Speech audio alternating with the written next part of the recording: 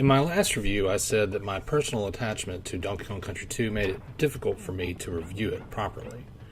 If I'm honest, some of that attachment is also true for this game. It's a big part of my childhood and reminds me of my time with my lost brother whenever I play it. That said, I'm not as attached to it as I am the sequel, so I thought I would try to assess the game's strengths and weaknesses objectively based on its own merits. When I think about what makes a good platforming game, the first thing that comes to my mind is tight controls. The game can be visually stunning, but without good control of my character's movement, I'm not going to stick around for very long. The Donkey Kong Country games excel in this department, and I have previously stated that the speed at which Diddy moves is a benchmark for me personally to this day. He's just as nimble and responsive as he would be in the sequel. Donkey is no slouch, though. He feels appropriately heavier, which makes him more adept at disposing of larger variety of enemies. Levels feel more focused here than in any of the sequels. Fewer gimmicks and less complex bonuses equate to an overall more streamlined game in many ways. The levels tend to be shorter and more direct in their approach and platforming as a result. I would not in any way say that the game is superior to its follow-ups, but the shorter levels definitely fit my personal playstyle a little bit better. In 1994, the game was revolutionary because it used pre-rendered graphics. This paved the way for some awe-inspiring visuals in future games on the upcoming 32 and 64-bit hardware. By rendering an image on more powerful machines, still frames could be taken of those renders and used on less powerful consoles. This meant a higher level of fidelity than would be possible natively on that hardware. DKC in particular used this method to display character sprites. For the aging Super Nintendo, it was a real shot in the arm and kept the console relevant longer into the next generation consoles, while Nintendo continued development on the N64. These unique visuals hold up better today on the lower fidelity TVs that the games were designed on. Playing this game on a CRT is more than just a nostalgic experience. It reveals why so many people were taken aback by the graphics the game produced. And to this day on the console, nothing really looks like Donkey Kong Country, except for its two sequels. But good graphics do not make a great game. What sets the game apart is the aforementioned tight controls, the excellent level design, and the music. The music is something truly extraordinary. David Wise went above and beyond in this project to write music that tells a story in each level. The tracks are long and show a lot of variety, even throughout a single track.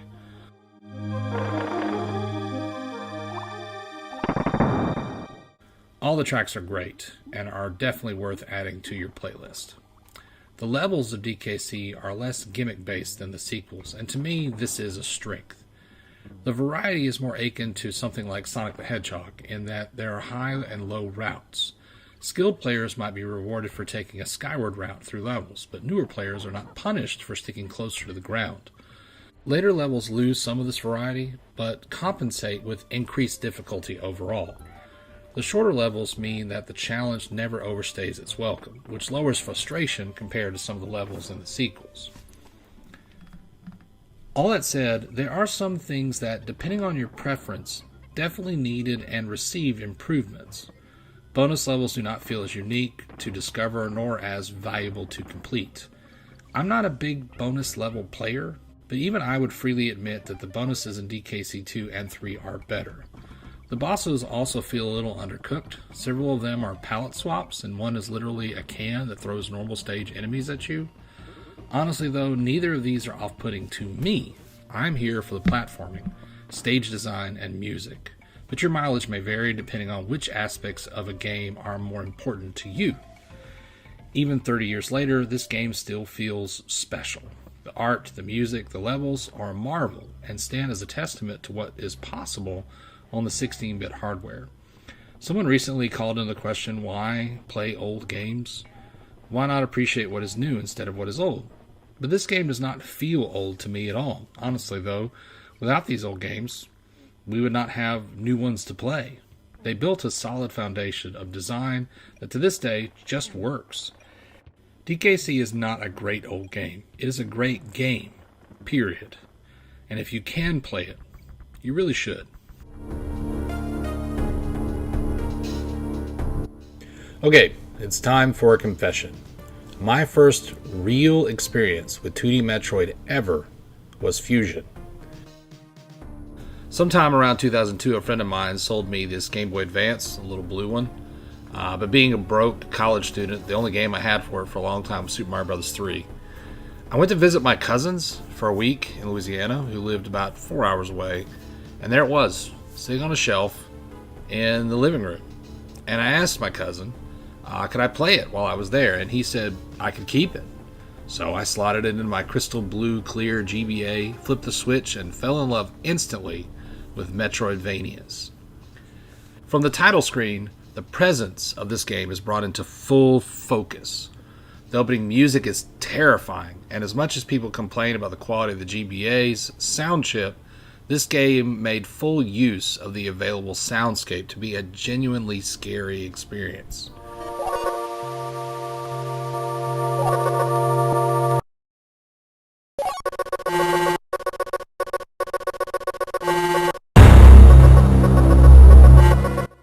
Okay, maybe scary or terrifying is inaccurate, but the tension at play is easily mistaken for terror, and Fusion genuinely thrives on the tension it creates. It maintains it throughout the experience over multiple playthroughs. Now, one of the principal complaints leveled against Metroid 4 is its linear nature. The player is not given a lot of freedom for sequence breaking like in Super Metroid, which is often considered a staple of the franchise. But this is limiting for the purpose of ramping up the tension. The narrative of the game limits the player by design. The obvious reason for this decision is to streamline the gameplay for a portable game system. Most people were not going to be able to beat this game in one sitting. The game needed to be designed to empower the player to pick it up and quickly be re-immersed back into the game. Objectives are laid out for you specifically for this reason. But underneath this philosophy of design, these decisions further serve the tension of the story. I said Zero Mission could be defined by the words adventure. And I would say Super Metroid's defining word would be intrigue, but Fusion's focus is this tension, which is why it succeeds at it so effectively. The linearity serves the focus, and to me, turns what others would call a weakness into a strength. The game is rich with detail. On my most recent playthrough, I noticed that every few missile shots Samus's arm cannon would smoke. I've played the game many times and never noticed it before. Nightmares swooping through the background, as many of you know in Sector 5, is a famous example. It's the stage for similar details present in Samus Returns and Metroid Dread. Samus's suit looks alive, which is especially impressive considering the size of her sprite on the tiny Game Boy Advance screen. The game is zoomed out more than Zero Mission would wind up being, and Samus's jump is sort of in between Zero Mission and Super Metroid's. It's faster than Super, but slower and more floaty than Zero Mission, and to me, it's just right. All the movement and control is streamlined. For example, rather than having Super and regular missiles be separate items, Fusion stacks their effect, allowing for an extra sense of progression, kind of like the arm cannon upgrades. The pacing in general is very well done, with a nice sense of development being integrated into the narrative. Indeed, this is probably the best implementation of Samus loses everything and gets it all back, trope that is bemoaned by some of the detractors of the series. It makes sense in the story, and you have an ever-present reminder of how much Samus has lost in the form of the SAX. Each encounter with the evil doppelganger is a nail-biting thrill, but progressively you become more and more capable of warding off its attacks until you are just barely on par with its abilities for the final showdown. The story in general is filled with some twists and turns, and while there's not anything groundbreaking going on here, there's still plenty of intrigue that once again serves the tension. The SAX in general is a more memorable antagonist than I would say even Dark Samus from the Prime series. And anytime you hear those heavy clunking footsteps nearby in the game, you pause and you take a deep breath.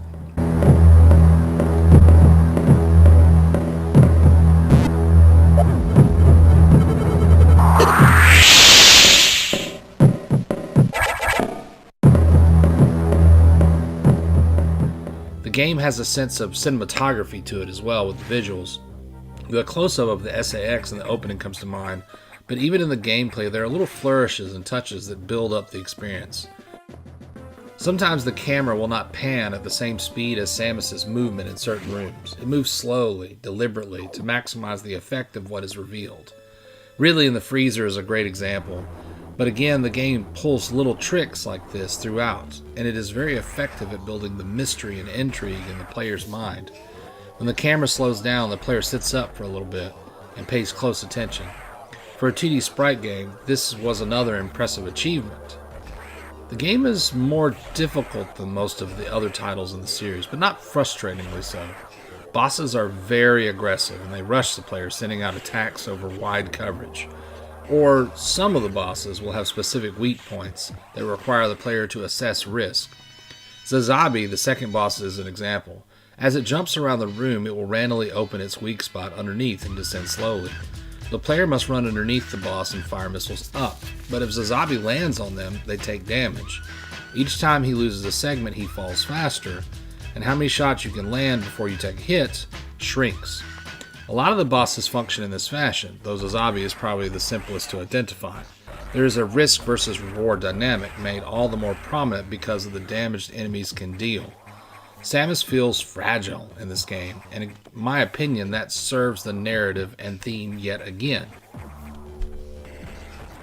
I really like the backgrounds and the color palette of this game. I've noticed that it's not everyone's personal taste, but the brighter colors serve the tiny screen of the GBA well. It also makes sense from the narrative standpoint. The game feels very different from Super Metroid tonally, and a lot of this comes down to this decision to differentiate the colors. The environment feels more artificial, which is appropriate as the entire game takes place on a space station. The tiny details of the biomes, recreated for the ship's research, tell a story in their own way and drive home how dangerous the X-Parasites are. There is not a single environment they cannot invade, and by extension, thrive in. The only thing immune to them is Samus. Monsters like Ceres and the terrible Nightmare all were taken over by them. Even Ridley, who was already dead, is resurrected by them. And of course, the SAX itself shows that this time, Samus herself would also be completely helpless without the new Metroid DNA that she has. My favorite tune in the game is the one that plays anytime there's a mysterious element at play in the environment or story. It perfectly encapsulates the theme of the game while also displaying a curious intrigue. The soundscape in general really shines in spite of the hardware, and the music serves the story perfectly, telling the player how they should feel from moment to moment. My favorite sound effect is the chunky sound of super missiles when they hit things. It really sells how much stronger they are than the regular missiles. You're probably wondering if I have anything negative to say about this game, but honestly, I cannot think of anything. When taken into context of the hardware and even the franchise as a whole, the game feels like a perfect subversion of Super Metroid, and in my opinion, a more than worthy follow-up. The SAX has great presence, and the X-Parasites are a worthy successor to the Metroids as the monster of the series. They call to mind the monster from The Thing, in the same way the Metroids called to mind the aliens from the original film that inspired them. The story is intriguing, and while many people bemoan how often gameplay is interrupted, these interruptions are short and help the player remember after long breaks in play where they were in the narrative and where they need to go. I've heard people say that this aspect affects their ability to replay the game, but of all the games in the franchise, this is the one I think I've replayed the most.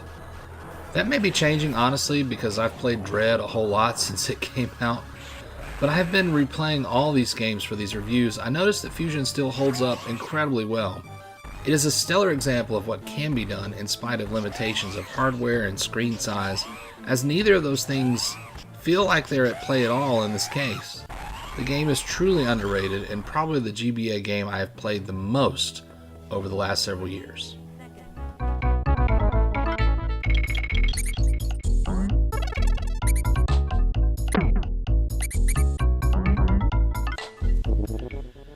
Unlike the last two reviews I have written, I have no nostalgia for this game at all. It's the first time I've ever even beaten it. I do have nostalgia for the brand, Donkey Kong Country, of course. I've played the game several times over the last few years, but I've always put it back on the shelf after the first few levels, and usually went back and played one of the other games in the series that I just grew up with. Something always felt a little off about the game, and I just never felt compelled to complete it. Until now. I put it to a vote, and you guys decided it would be the next series for our Let's Play channel, and the whole reason I have a Let's Play channel is so I can capture footage for reviews, so it seems the right time to talk about my thoughts on the game itself. The first level of the game starts out with the familiar. Not the setting, that's totally different. But playing as Dixie, you feel right at home. Dixie's not my favorite of the Kongs to play, though, if I'm honest. And the first time you lose her, and Kiddy Kong steps up, that familiarity starts to work against you. I love the first game of the series, but Dixie was an improvement over Donkey in the gameplay department. But Kiddy does not feel better to play than Donkey, and he feels far away from playing as Diddy. For the longest time, I couldn't put my finger on why this was the case, because honestly, he doesn't even feel as good as playing as Donkey in the first game. I know exactly what it is now, though. It's not the way he controls. His movement is fine, and I like the way he carries his barrel in front of him. I like his little animations. Some of his character that comes through in the animations is really good. I don't really like the scream he has when he dies or you lose a life, but, you know, can't... It's basically a big baby, right? That's what they were going for. But I finally figured out what the problem is. The problem is his hitbox. It's way too big. I mean, Donkey's was big in the original game, but like compared to this game, maybe it was the design. Like, you know, when you think about the original Donkey Kong Country, you have Donkey Kong as the main character, Diddy as the secondary character. So all the levels are designed around Donkey, and Diddy works well in them because he's small. But this game is not designed around Kiddy Kong. It's designed around Dixie. And Dixie is smaller. And so her smaller hitbox usually serves as the measuring stick for enemy placement. If you want a tight squeeze to get the characters through, then, you know, they measured it based off of Dixie. It's just what the game, you know, she's the main character of the game. And, you know, in DKC2, this was not a problem because, you know, both the characters are the same size. And in the original DKC, it wasn't a problem because Diddy, the secondary character in that game, was smaller than Donkey, who was the main character. But making your secondary character bigger, and I'm not exactly sure this is the design philosophy that went into it, but Kiddy just feels too big, or his hitbox feels too big for the small spaces that the game often tries to get you to get through. It can be agonizingly frustrating to navigate him through levels when Dixie is not there to carry him. I think if his hitbox was just a little bit smaller, or if the enemy placement considered his size better, I would have no complaints in the control department at all. The game would feel much, much better than it does. Graphically, though, the game's color palette is unique compared to the first two. It feels more cartoon-like. The brighter and rounder enemies and character sprites really shine through. The colors are brighter. I do not necessarily prefer it to DKC2, as I like the previous entry's setting and theme. I mean, pirates, how do you top that? But the game is more graphically impressive when it comes to the quality of the pre-rendered elements and the effects. The N64 had been out for about 2 months by the time the game was released, but this game makes an argument for the continued relevance of the Super Nintendo. That relevance is displayed even today as homegrown games and modern releases emulate that 16-bit style. That said, few of these games dip into the pre-rendered style, and I think that the appearance of DKC3 in particular makes a compelling argument that a game could be made today with those methods and it would be mechanically and graphically impressive. I hear a lot of people dog on pre-rendered characters and you know, that were popular during that sort of 16-bit to 32-bit transition, that they don't look very good. But this game looks really good, and it looks good even on more modern displays than just on CRTs. I mean, obviously it looks better on a CRT because that's what it was designed for, but it doesn't look bad on an LCD. And I don't know, I've sort of come around in my thinking about pre-rendered graphics the more I've been playing these games. So my really only criticism that I have for Donkey Kong Country 2 was the increased number of levels that relied on gimmicks to provide variety to the player. I'm aware that this is a subjective opinion, but to me, any element added for variety should never be at the expense of player control. And while DKC2 dipped into this territory a few times, DKC3 goes all in. Ellie's levels, the elephant, where she's afraid of mice, or the last level of the game where the pink gas reverses your controls, and these are especially egregious examples. The worst level for me in the game was the coin dozer level with the enemies that mad dog you until you fall into a pit. That said, I like DKC2, not all of them are bad. I particularly like the green gas moon physics level and a few others, but they add variety without sacrificing player control. In a platform game in particular, player control has to come first when designing any level, and some of the levels in the game feel like the gimmick is in the driver's seat. When it does come together properly, the game can be every bit as good as any of the others in the series. The bosses in this game are no joke. I think that the team must have had, something to prove when designing them.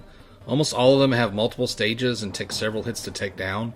They usually have very specific methods planned by the developer for dispatching them, and you have very little room to be creative in your approach or to even make mistakes.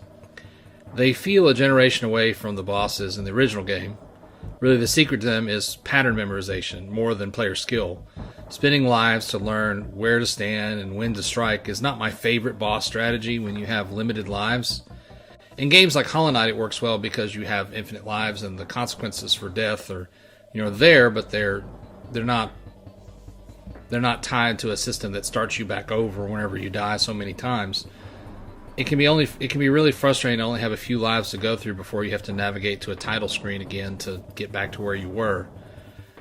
The music's good as well. It never quite rises to the level of its predecessors. I'm not really qualified to review games music mechanically. What I can tell you is that none of the tracks stay with me quite like the songs from DKC 1 and 2. They're good, but not as memorable. Indeed, they might be the most appropriate way to sum up my experience with the game in general. It was good, but just not as memorable as the other two. At least not for me. Your mileage may vary, and if someone told me that the third was their all-time favorite, I could totally see why. Honestly, I might feel the same way if Kitty's hitbox was just a little bit smaller, or if he was just Diddy Kong or Donkey. In closing, this is a good game, worth anyone's time, but there's a reason it's not as revered as the other two in the series.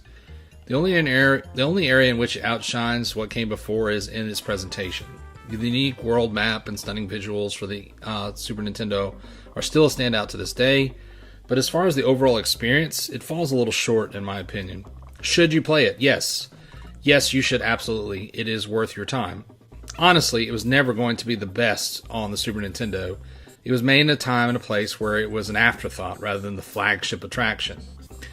Rare was already moving on to bigger, better things on the N64. But that's okay. It's still well put together, graphically impressive, and entertaining romp that if you can play, you totally should.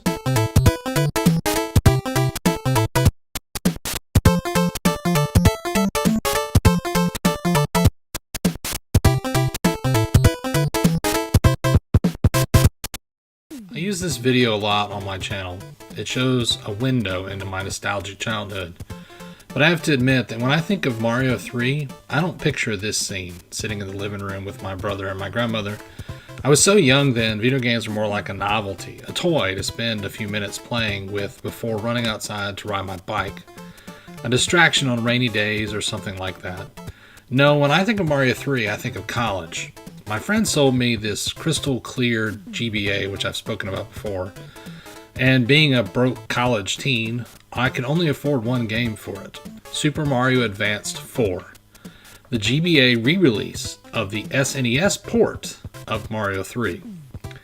It being the only game I had for the console for a long time, I got the most out of this little game that I could. Nerd! It traveled to many places with me. Family trips to Disney, college trips to Washington, D.C. I remember riding the subway in the Capitol and having complete strangers watch over my shoulder as I played the game on the train.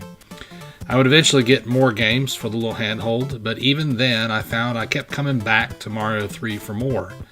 It is my favorite 2D Mario game by a country mile, and the one I have definitely played the most over the years. But why? Whether you are playing the original or the remake, the game begins the same. World 1, map, and that little welcoming tune. I've seen and heard it 1,000 times, and it never gets old. Selecting level 1 is like sitting on the comfiest couch I have ever owned, and I'm instantly relaxed. All of World 1 is a celebration of Mario, the side-scrolling roots of the original, combined with the vertical scrolling prowess of the American sequel. You can hold items again in this game, and unlike Mario World, they give you access to the newest standout feature in the very first level. You can fly. This feature is such a revolutionary part of Mario 3 that every single Mario game since that does not include it in some form will receive some sort of criticism for it. These new power-ups really up the diversity of level types possible in the game. Mario 2 USA dabbled in verticality, but usually the scrolling went down, not up, in those levels, and if you did go up, there were specific scenarios governing how you could achieve this. In Mario 3, with a tail and some space, you can go up, up, and away anytime you want. P-Speed in general is a fun mechanic, allowing you a brilliant way to keep Mario from abusing his newfound freedom too much. Speedrunners have been milking the most out of this mechanic for decades now, and it's still fascinating to watch high-level players find ways to work at the edge of what the game allows. One thing to really appreciate, though, is the natural progression of player skill. There are no tutorials in World 1, and by level 3, there are plenty of bottomless pits to fall into. You can skip this level if you want, but if you do play and collect every coin, you are rewarded for your skill.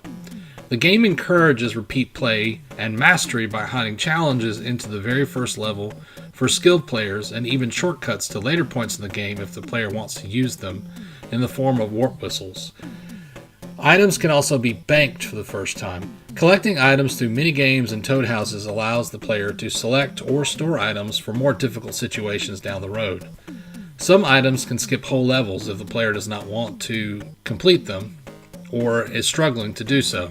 Finishing World 1 leads to a second map. World 2 is the desert. These two locales could not be more different from one another, and lets the player know that there will be a large variety of locales to visit, with different themes. As the game progresses, these themes escalate in scope, building on each other and introducing new mechanics. Some are one-offs, like the boot in level 5-3. Others stick around for multiple levels, like World 4's gigantic enemies. Almost all the worlds are excellent and make you want to explore the whole game rather than skipping to the end. Except World 6. I said before with Donkey Kong that I'm not the biggest fan of level gimmicks that can take away the player control. So, some might assume that the ice physics are what turned me off about World 6. In actuality, though, it's two levels in particular that bother me. 6-5 challenges the player to carry a shell while flying to the top of this cave while avoiding enemies who pick up and throw blocks at the player. Essentially, you either know what to do in this level, or you are subject to trial and error until you figure it out. Or to put it in a different way, you either have a Nintendo Power subscription or you don't. If you look at the map, you might think, well, not that big a deal. I'll miss the Toad House, but I can just go around. But joke's on you! 6-6 is another level that is going to suck lives off your counter. The tiny cave is filled with obstacles and gives you much less room to maneuver than you're used to. It's not impossible, but you will die or lose your power-ups in this level, and it will, for one of the few times in the game, feel like a cheap death because of the sheer amount of obstacles in a tiny space. I would argue that they knew they messed up pairing these two levels together. If you move 6-6 earlier or later, it would not be so egregious. But it was too late to fix it, so instead they came up with a compromise. There are two Hammer Brothers right by the junction for both of these levels, and if you struggle long enough, you will bump into one of them. One of them happens by coincidence to be carrying a cloud that skips levels. Anyway, World 7 more than makes up for World 6, and almost all the worlds are amazing concepts overall. World 4 and 5 are a lot of people's favorites, but personally World 7 might take the cake for me. The world is filled with two types of levels, puzzles/mazes and race to the finish levels. It is a tour de force, pushing the controls and the player to apply their skill earned to the fullest before the madness that is World 8. World 8 is also a fun challenge, but it also contains another type of level that is in abundance that's not my favorite type. They do not get to me like 6.5 and 6.6, but Mario 3 has a lot of auto-scroller levels. Again, a few is fine, but every world has at least one built in with the Koopa ships. These are fine, but if I prefer to be in control of the scrolling. But with few exceptions, there is so much creativity and fun to be had in the game that it far, far outweighs its weaker levels. Instead, the 2 in World 6 are really the only bad, in quotation mark, levels, and honestly, if they're not that bad, they just stand out compared to the other stellar levels in the game. I have said before that music is my weakest area for review, but Koji Kondo needs no introduction.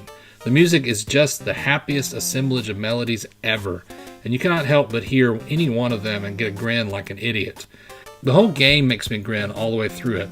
The game gives off good vibes, and when other games grip you with story or depression and sorrow, you can count on Mario 3 with its music and carefree, colorful landscapes to ease away the pain.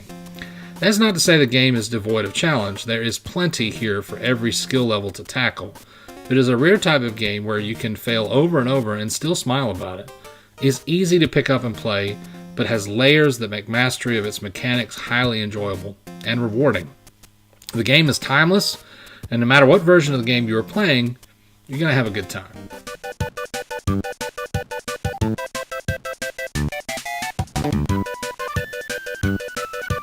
We have a GBA remake theme going on this channel, it seems. Kirby's outing on the NES was a great send-off to the life of the console that saved the video game industry. Colorful, fun, and inclusive with its mechanics compared to many NES games of the time. Kirby was the brainchild of the now hero of the industry, Masahiro Sakurai. Kirby has gone on to be a powerhouse Nintendo franchise, selling millions of games with each release. Kirby games are not meant to break the player, but to encapsulate pure joy and wonder. That said, I would not classify them as baby games.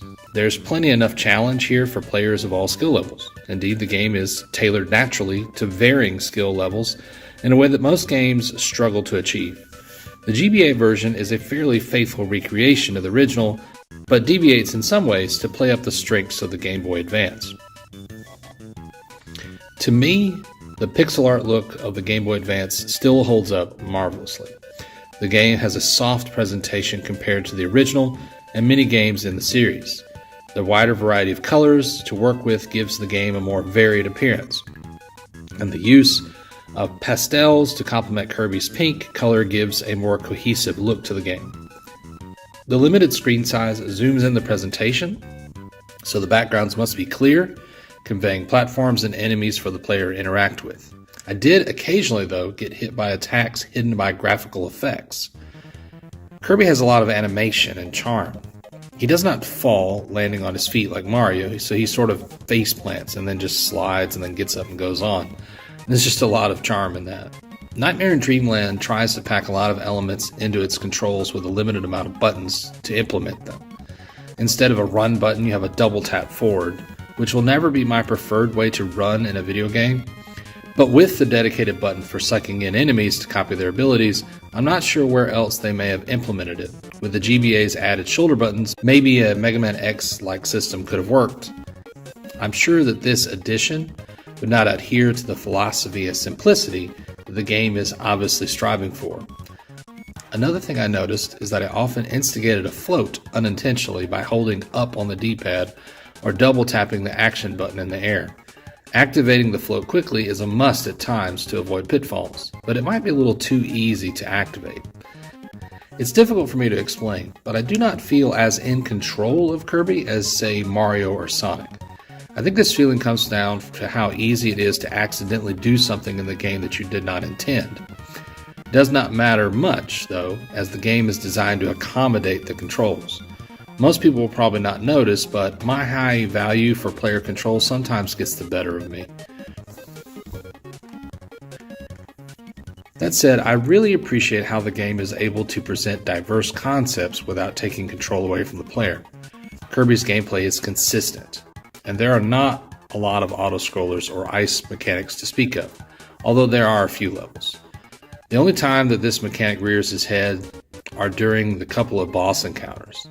The lightning boss threw me off because I thought I had to damage him as we rose to the top of the arena, It turns out he's invincible until you reach the top.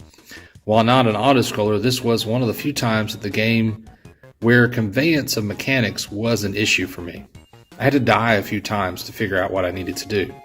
Not in a traditional learning pattern sense, but a lack of clear conveyance. Maybe I missed the clues the game was setting up for me. The auto-scroller driller boss is another exception, but the challenge of the boss is not a platforming one.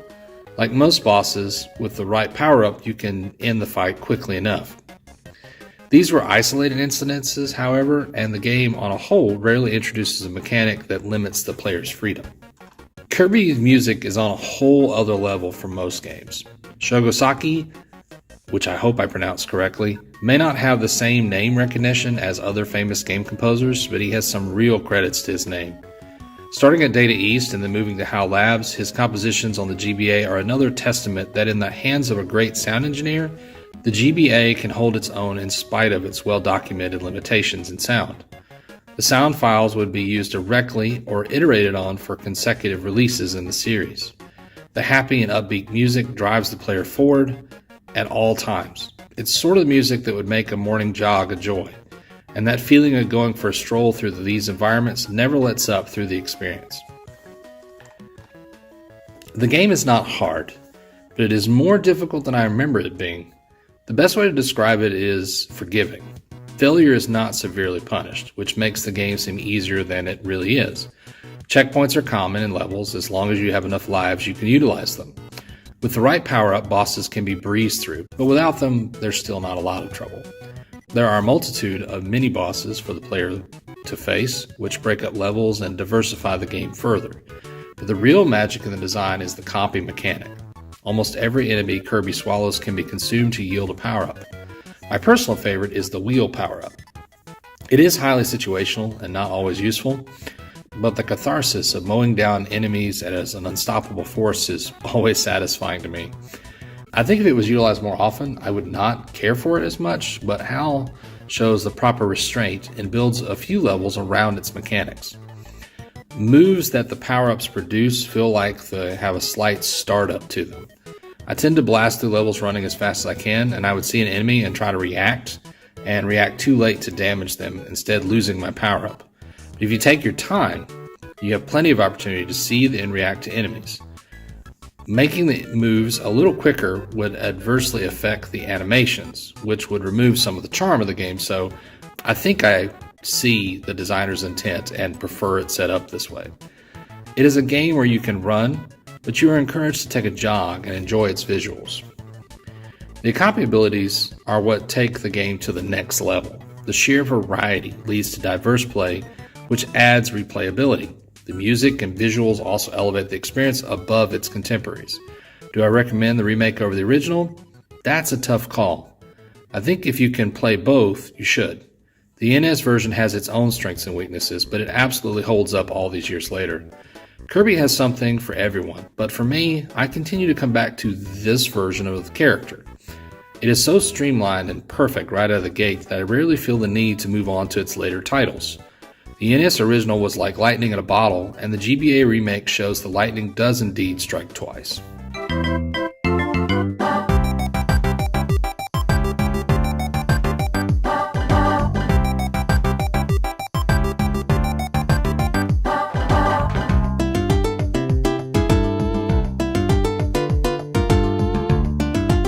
In 2006, there were a lot of changes in my life.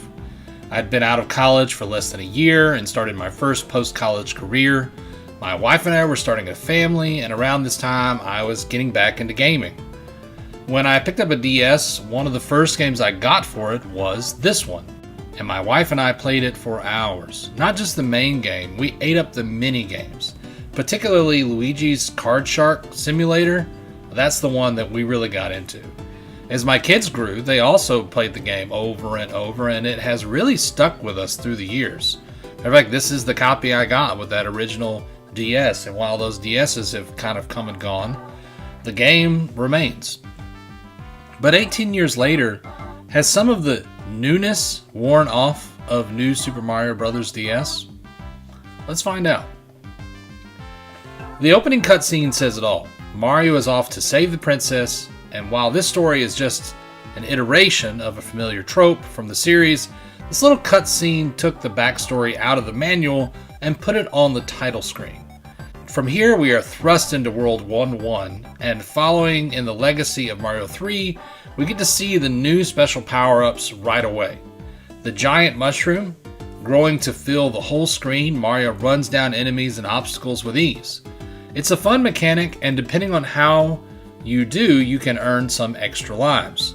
But I think I will circle back to power-ups later in the review. First, I want to focus on what this moment represented in 2006. This is the first time that Mario has been in a 2D side-scrolling game since 1992. The game instantly feels like a Mario game despite the time the plumber has been away from the second dimension. There is plenty here for players who potentially had never even played a 2D Mario game. Wall jumping, butt stomping, and triple jumps are all here from Mario 64, so while the game does successfully marry 2D and 3D Mario, pretty seamlessly in fact, what exactly is new about the game to justify the title? It turns out there's quite a bit that's new. Let's start with the 3D models instead of sprites. This is the first 2D entry that is not tile-based. Being essentially a 3D Mario with a fixed side view camera and limited to only left and right, up and down movement, meant that the developers were able to apply more physics to the world. Mario slides further when changing directions or ducking, and the animations have more frames to them.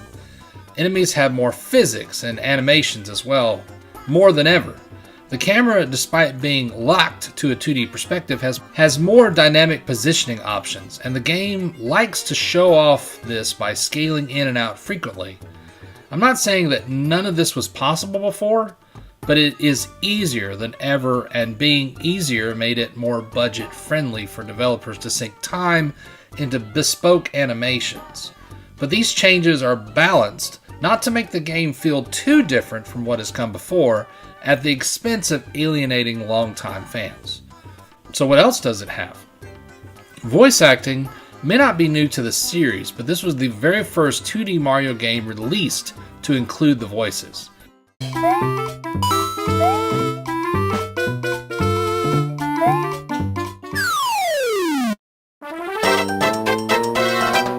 So nice! I'm aware that the Game Boy Advance remakes had voices added to Mario 3 and some of the other titles, but when those games were released, they didn't have voice acting. This is the first 2D Mario to come out with voice acting out of the gate.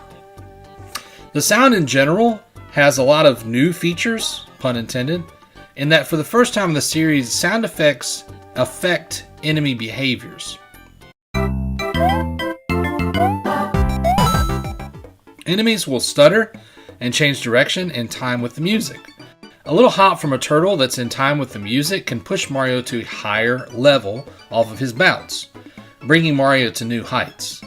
There are new songs in the game as well, themes added by Asuka Hata, Hajime Wakai, and of course Koji Kondo, and I'm sorry if I butchered those names. Overall, the sound and way it's implemented into the gameplay might be New Super Mario Bros. DS's most standout feature. It sort of became the signature of the series as we moved into later entries. There are also new power-ups added to the series here. The giant mushroom, as already mentioned, makes Mario huge and invincible. The turtle shell power-up allows Mario to behave like a Koopa on land and swim faster underwater. The mini mushroom allows Mario to access special areas and even go different routes in the game's overall map, and also allows Mario to run on top of water. They look pretty cool on the surface, but each one of them has some trade-offs that I feel like make them a little less remarkable than they should be. The big mushroom simply is not useful for every level type. Large pits and some terrain cannot be accommodated for the increase in size. Because the power-up is always available thanks to Toad Houses that exclusive carry it on the map, you may wind up wasting it in a level that it can't be used in.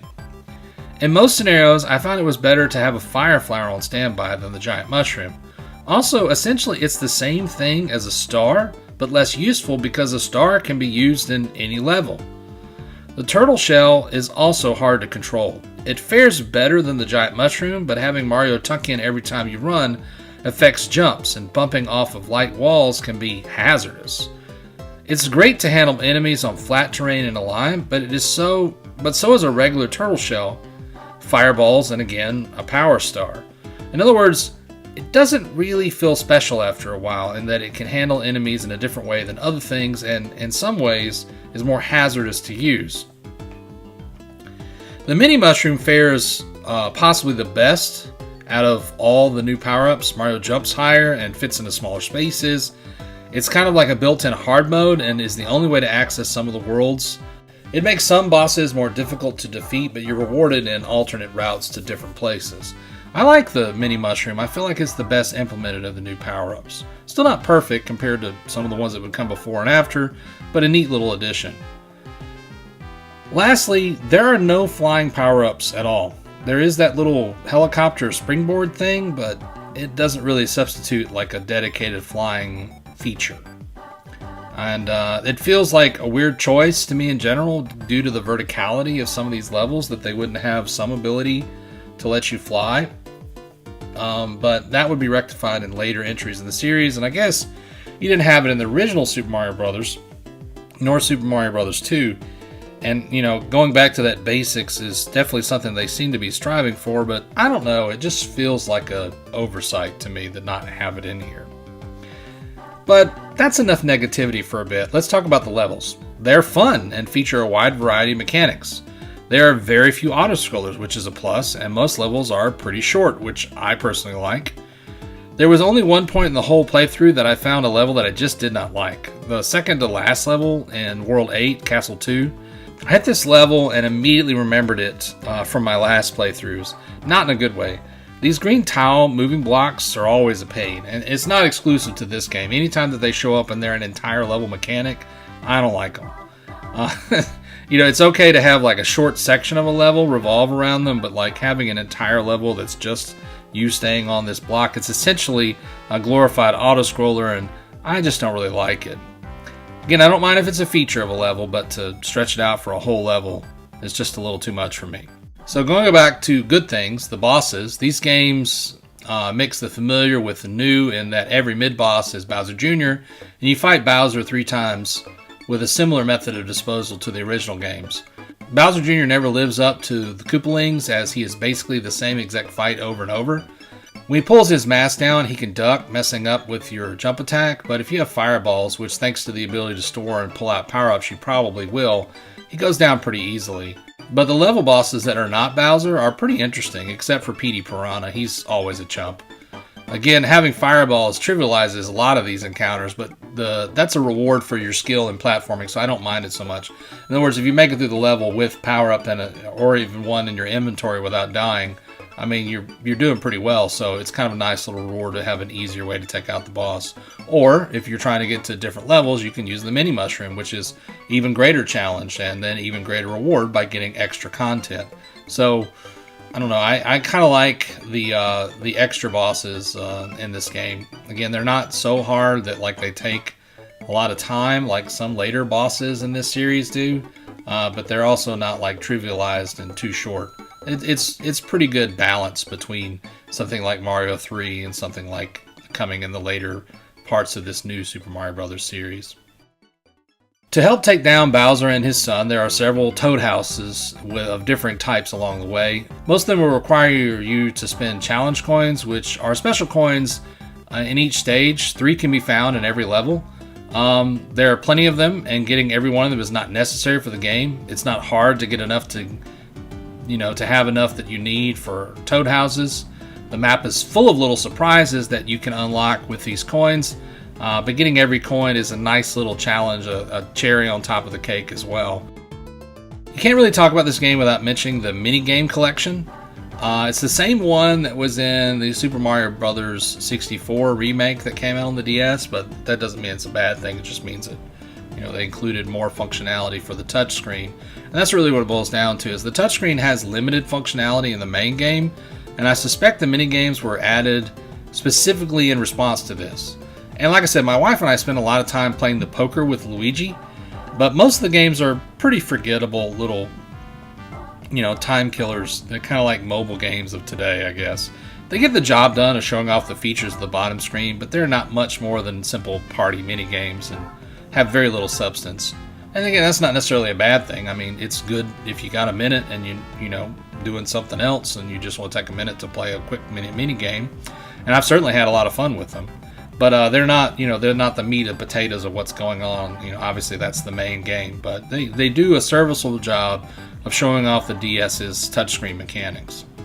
When you pair all this with the main game, you have added value to your purchase and a variety of options while traveling with the game, which, being a portable console, is excellent whenever you design games that can be played on the go. Seriously though, I have gone broke many times in Luigi's Casino, and I think that Toad back there is reading my cards for him. Defeating Bowser and rescuing the princess accomplished. Reflecting back on my experience with this game, for a game called New Super Mario Bros., it might be the safest Mario entry I've ever played. The music is definitely its most standout addition to the franchise, but otherwise, it does not really do anything better than the games before it or since. I mean, it is Mario, it's not bad, it's actually really competent and great. It is solid, and playing it on the go was a novelty back 18 years ago, but today I think I would just about pick up the Game Boy Mario games over it. It just lacks the personality and wow factor that many Mario games have. In short, it's good and it's fun. It's just not very memorable when stacked up against the colossus that is the Mario library. And I guess being a less than memorable Mario game is still better than being most of the rest.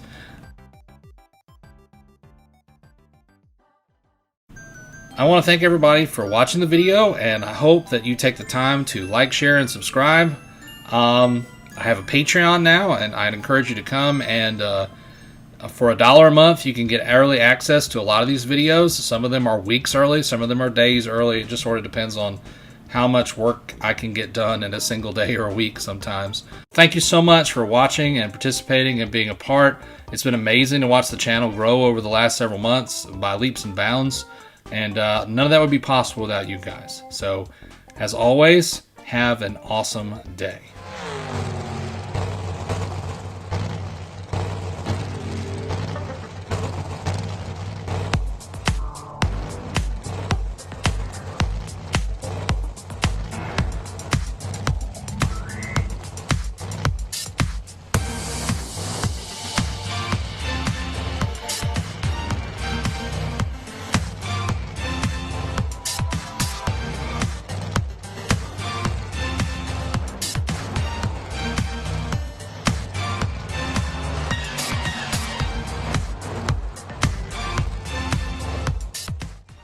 I wrote a review for this game back in 2016 when I first tried to get into YouTube, but I never got past the first draft.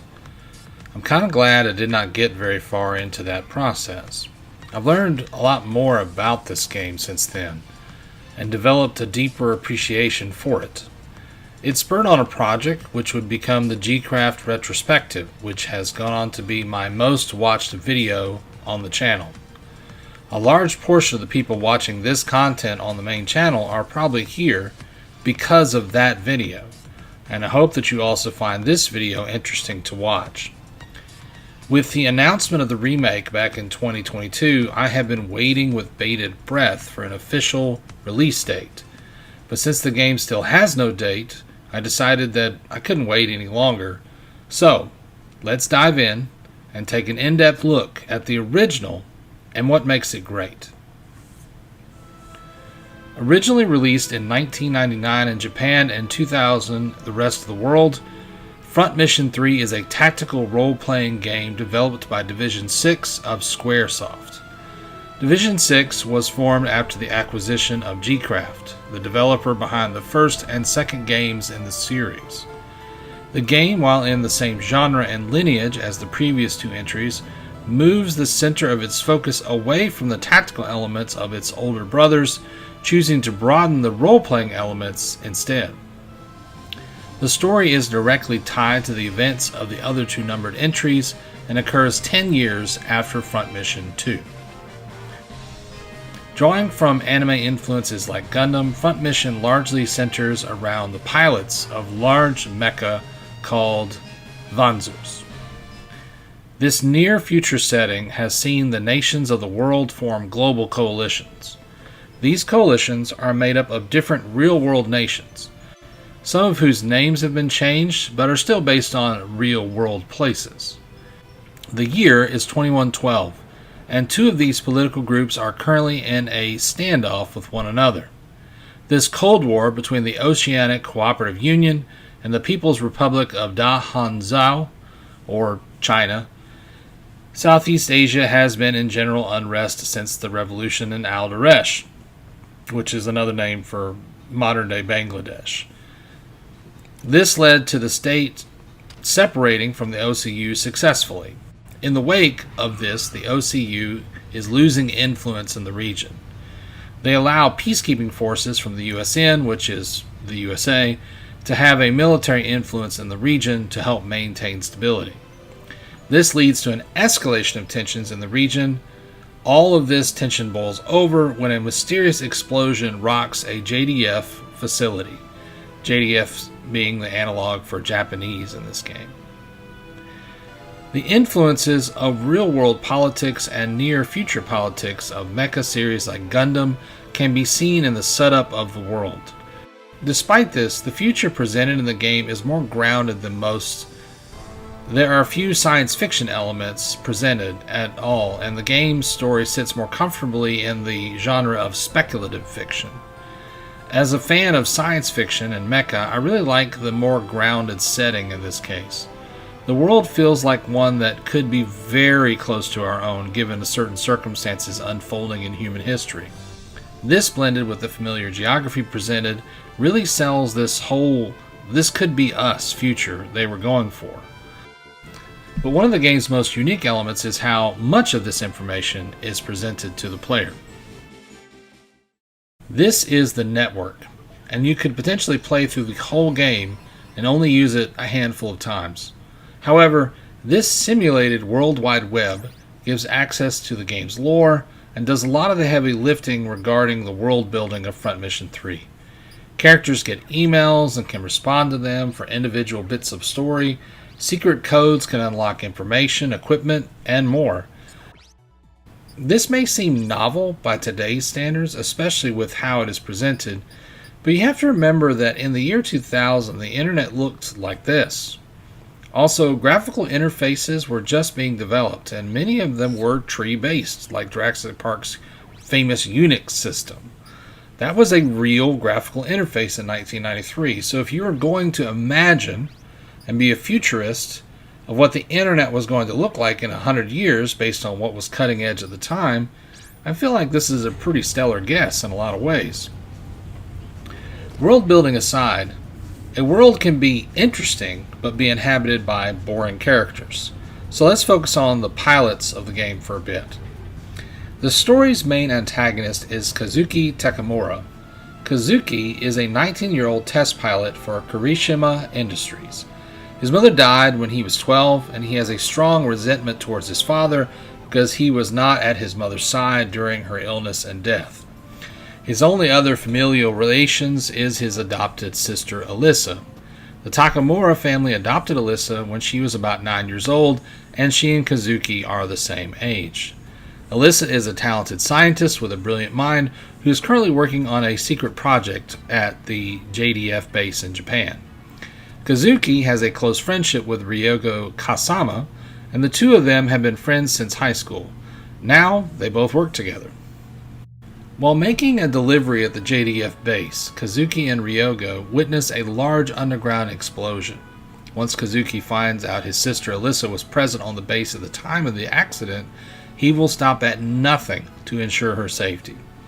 This moment introduces a unique feature of Front Mission 3. This game has two completely different campaigns, centered around when Kazuki finds out Alyssa is on the base. In the opening minutes of the story, Kazuki can choose to accompany Ryogo on his delivery of Vanzers or stay at work. Depending on which choice you make, this will affect the story for the rest of the game. And I do not mean it has small effects. While the gameplay is essentially the same for both campaigns, the story is completely different. Front Mission 3 is secretly 2 whole 20-hour games in one package. That is a lot of story, which we'll return to in a bit, but none of the story or setting will get you far if the game is not fun to play. As much as these are narrative experiences, they are also equally interactive ones, and if the game stinks, no one's going to bother with the story. Also, I sort of want to save all the spoilers to the end, if that's okay with everyone. I mean, it has to be okay because I'm recording this and you cannot really answer. Or can you? Anyway, like most games in its genre, gameplay consists of missions and story sequences. Missions are turn-based tactical battles. The player has a maximum of 4 units that they can field in any mission, although 8 playable characters are available by the end of the game, and sometimes extra units will assist you, but you do not have direct control over them. Each unit is built from 4 main parts, each with their own stats and health bars. In battle, a player can lose an arm on the mech, but keep fighting as long as the arm that remains has a weapon. Only when a body stat or the pilot stat reaches 0 is the unit considered destroyed. The player can select an action for a unit to take, and multiple actions can be taken per turn depending on the player's AP available. For example, I can move the unit into range of an enemy and attack, but if I move too far, I may not have enough AP left to make the attack.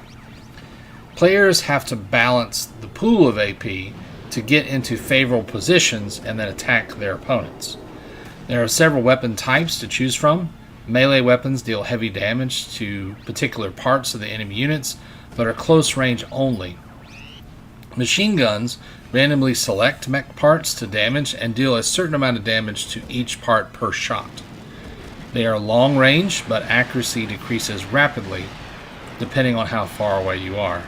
Shotguns deal damage evenly to every part of the enemy, but their range is between the melee and the machine gun. Sniper rifles are terrible, and you should never equip them. Okay, fine. They are long range and deal damage like melee, but they miss constantly. It's the weapon that you love to see the enemy use. Then there are the shoulder-mounted missiles and grenades. Missiles are long range and hit one unit and one part. And grenades are an area of effect and are long-range attacks, but not as long-ranged as missiles. Both these weapons are the best type of weapons in the game, but they are heavy. Weight is a major factor in loading out your machines. Lighter Panzers can carry more gear but have less health. Power to weight ratio plays a factor in what type of gear you can use. Lighter mechs can carry more gear but have less health. Power to weight ratio plays a factor in what type of gear you can use.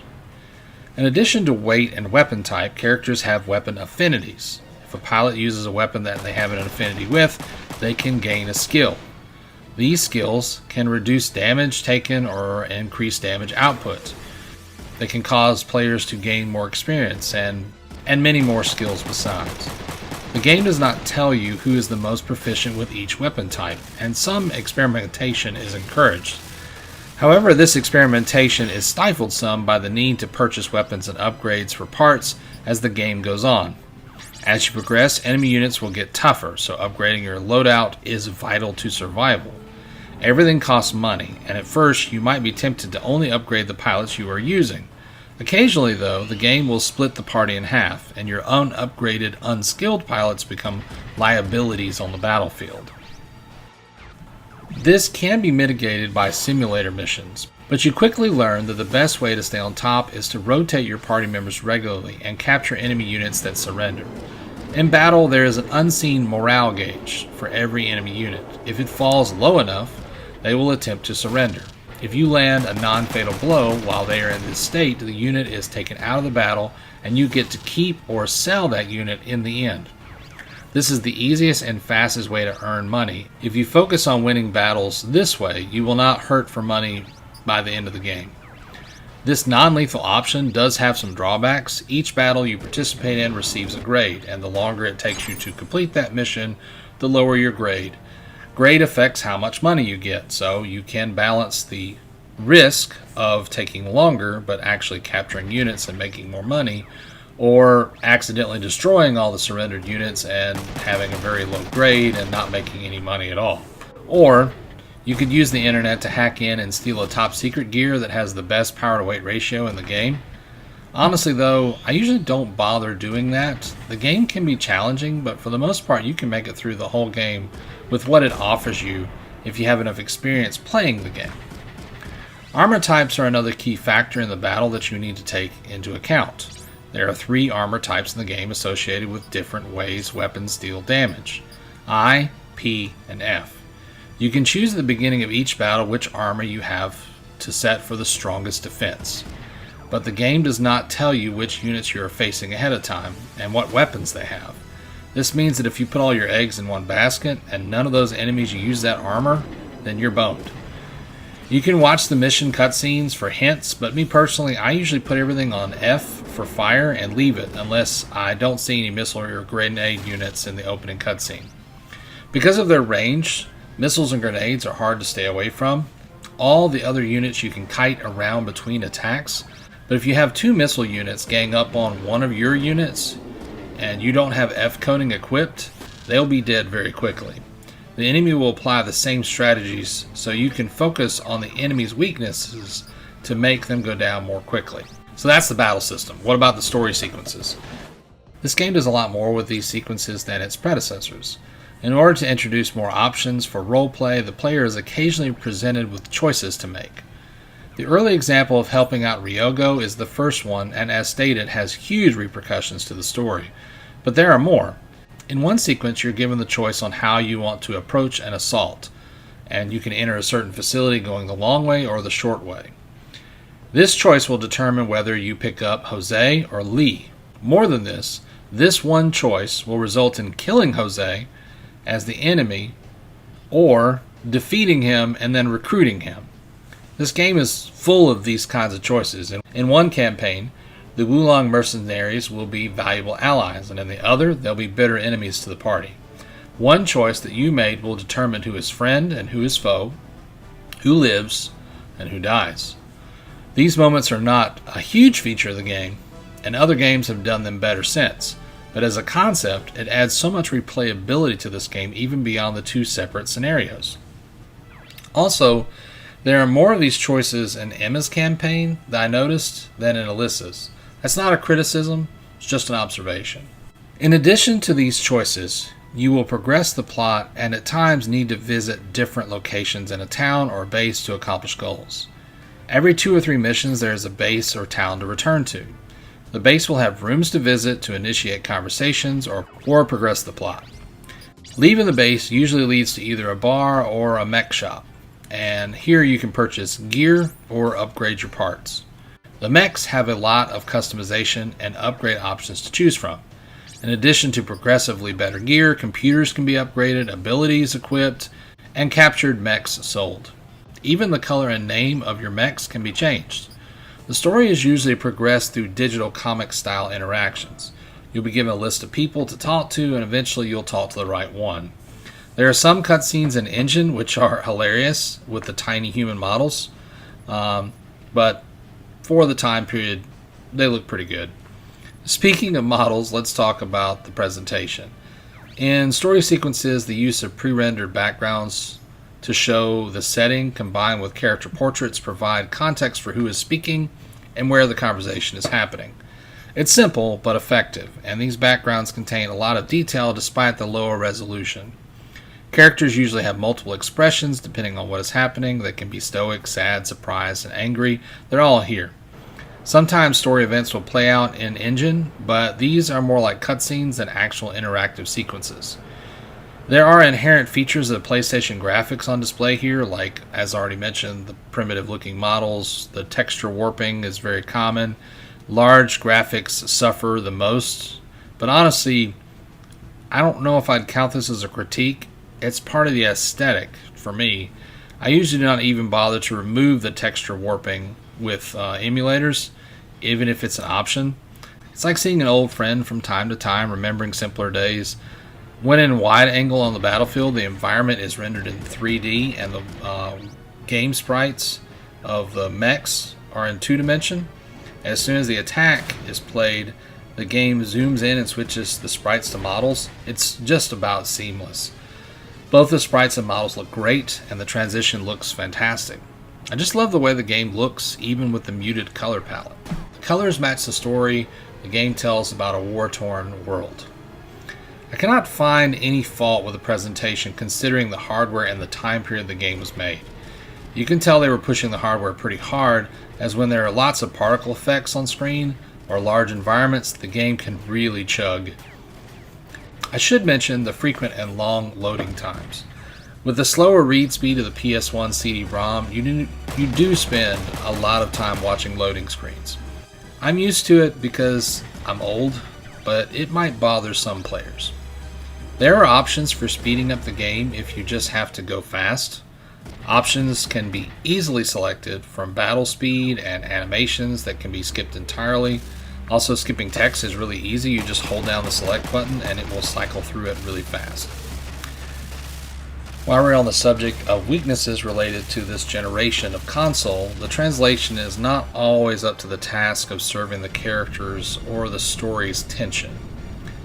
I'm sure voice acting was never on the table, but considering the more limited presentation of the story, having good voice work could really elevate the experience into something truly memorable. These are all things that could and should be improved upon in the remake if it ever comes out. So now we come to the spoiler-filled portion of the review. If you intend to play the game based on my recommendations, I encourage you not to continue further into this video. The story of this game revolves around the recovery/destruction of Midas. Midas is a nuclear-level weapon that can be used to cause enormous devastation with no risk of nuclear fallout. Developed by Emma as an alternative source of power and weaponized by the USN and then stolen by a military group in Japan, the weapon and the minds that understand it are targets for espionage from every government in the world. Depending on whether you help Ryogo or not, you will side with one of two political factions. Being a bro to Ryogo will pair Kazuki with Emma and ally you with the USN. Being a jerk will pair you with Alyssa and the DHZ or China.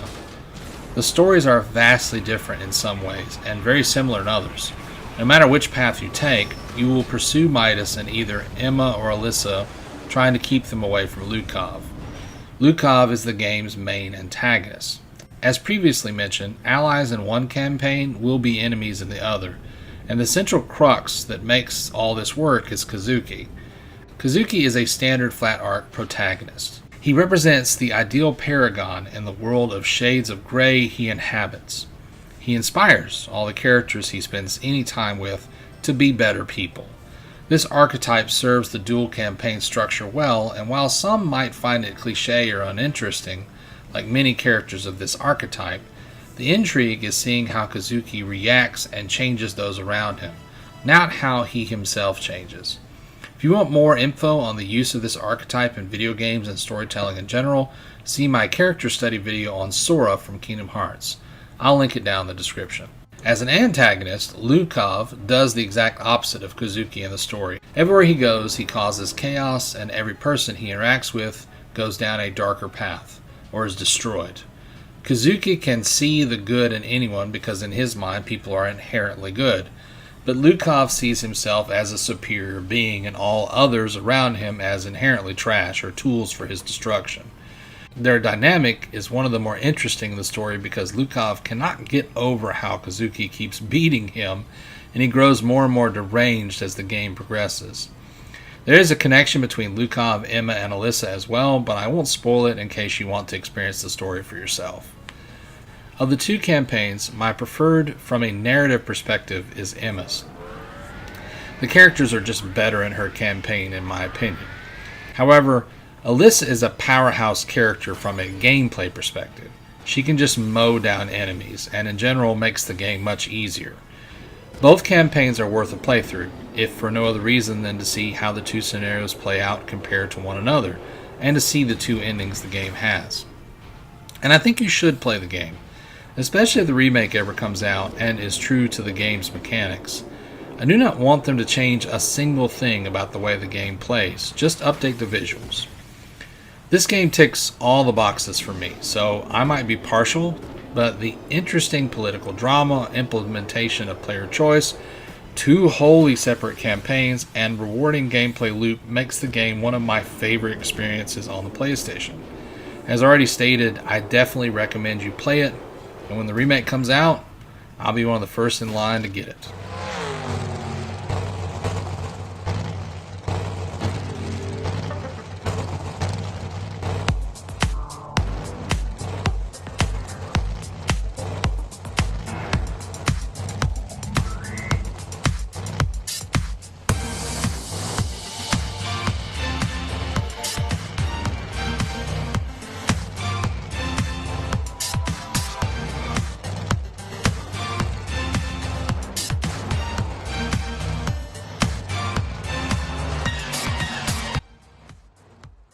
One of my favorite game genres is Metroidvania. I love Metroid games especially, but anything that can scratch that itch is usually a welcome addition to my collection. All that said, I must admit the first time I played Hollow Knight, I did not understand why some people were hailing it as possibly the best Metroidvania ever made. But I could feel I was missing something, if that makes sense. Not because of the hype, I just felt like I was playing the game wrong.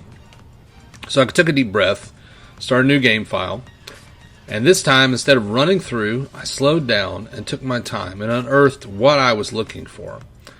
Hollow Knight is a Metroidvania, but what makes it special is how it combines this gameplay loop with a multitude of other influences to become grander in scale than many games ever achieve.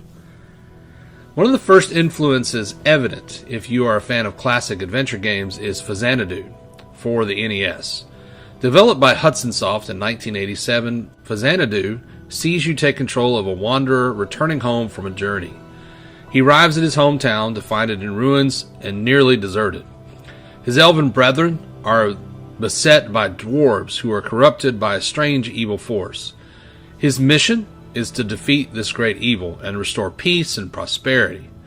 The game was a side-scrolling adventure that implemented RPG elements carried over from the series it was based on.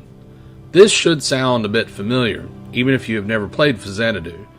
Indeed, Zelda branched into this formula as well with Zelda 2, which was released the same year, and you can see some of its influences as well.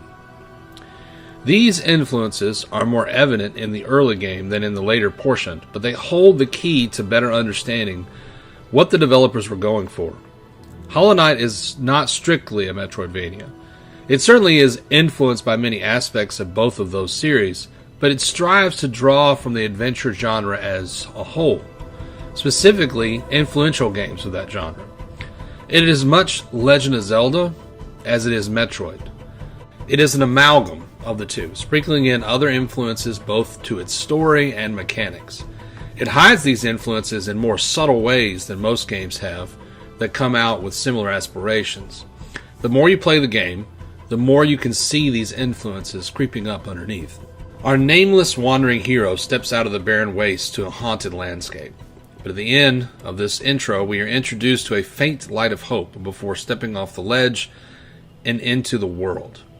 A tutorial segment follows that is brief and respectful of player time and experience level. If this is a repeat trip to Hollow Nest, you can blaze through it in a matter of minutes. But if you are new, it pays to explore the nooks and crannies of this area and learn some of the game's mechanics. The game shows the instability and disrepair of the world that you are finding yourself in with the crumbling pathways. It is a clever way to reveal one of the chief dangers of the world you find yourself in. Traps litter the landscape, filled with spikes that take a point of health and reset your progress. There are also enemies to defend against with your nail. The game teaches you how to heal yourself and explore hidden paths. The game's currency is introduced as well, and other mechanics that will be vital if you want to survive. Story-wise, the game shows the player that while the current state of the world is one of decay, there was once a thriving and advanced civilization here. Dropping into Dirtmouth is a grim and despairing introduction. Like Xanadu, the kingdom is on the brink, but unlike that game, and many others that tell a similar story, rarely has it felt so desperate. This society is not crumbling, it has utterly crumbled. Over the course of the game, life slowly returns to Dirtmouth, mirroring the progress of the player. That is, it will return if the player makes it a point to save and interact with the characters he finds deeper in the world. The player has a direct influence on these characters, making their lives better or worse wordlessly through the choices they make. Will you ease this world's pain? You have met with a terrible fate. The enigmatic character tells our mute-masked hero. Yet another prominent influence of this game, Majora's Mask, follows Link as he falls into Termina, a world doomed for destruction. Like many Zelda games, there are multiple distinct planes of existence, layers to this world that you can interact with. The Dream Knell represents a gateway to these realms beyond and allows the knight to send restless souls to repose. Much like Link's journey in Majora's Mask, our hero is rewarded for these interactions in several ways. You can play through the game to one of its many endings without ever really using the Dream Knell, but through it you can experience so much more. You're rewarded for helping others and growing more and more powerful.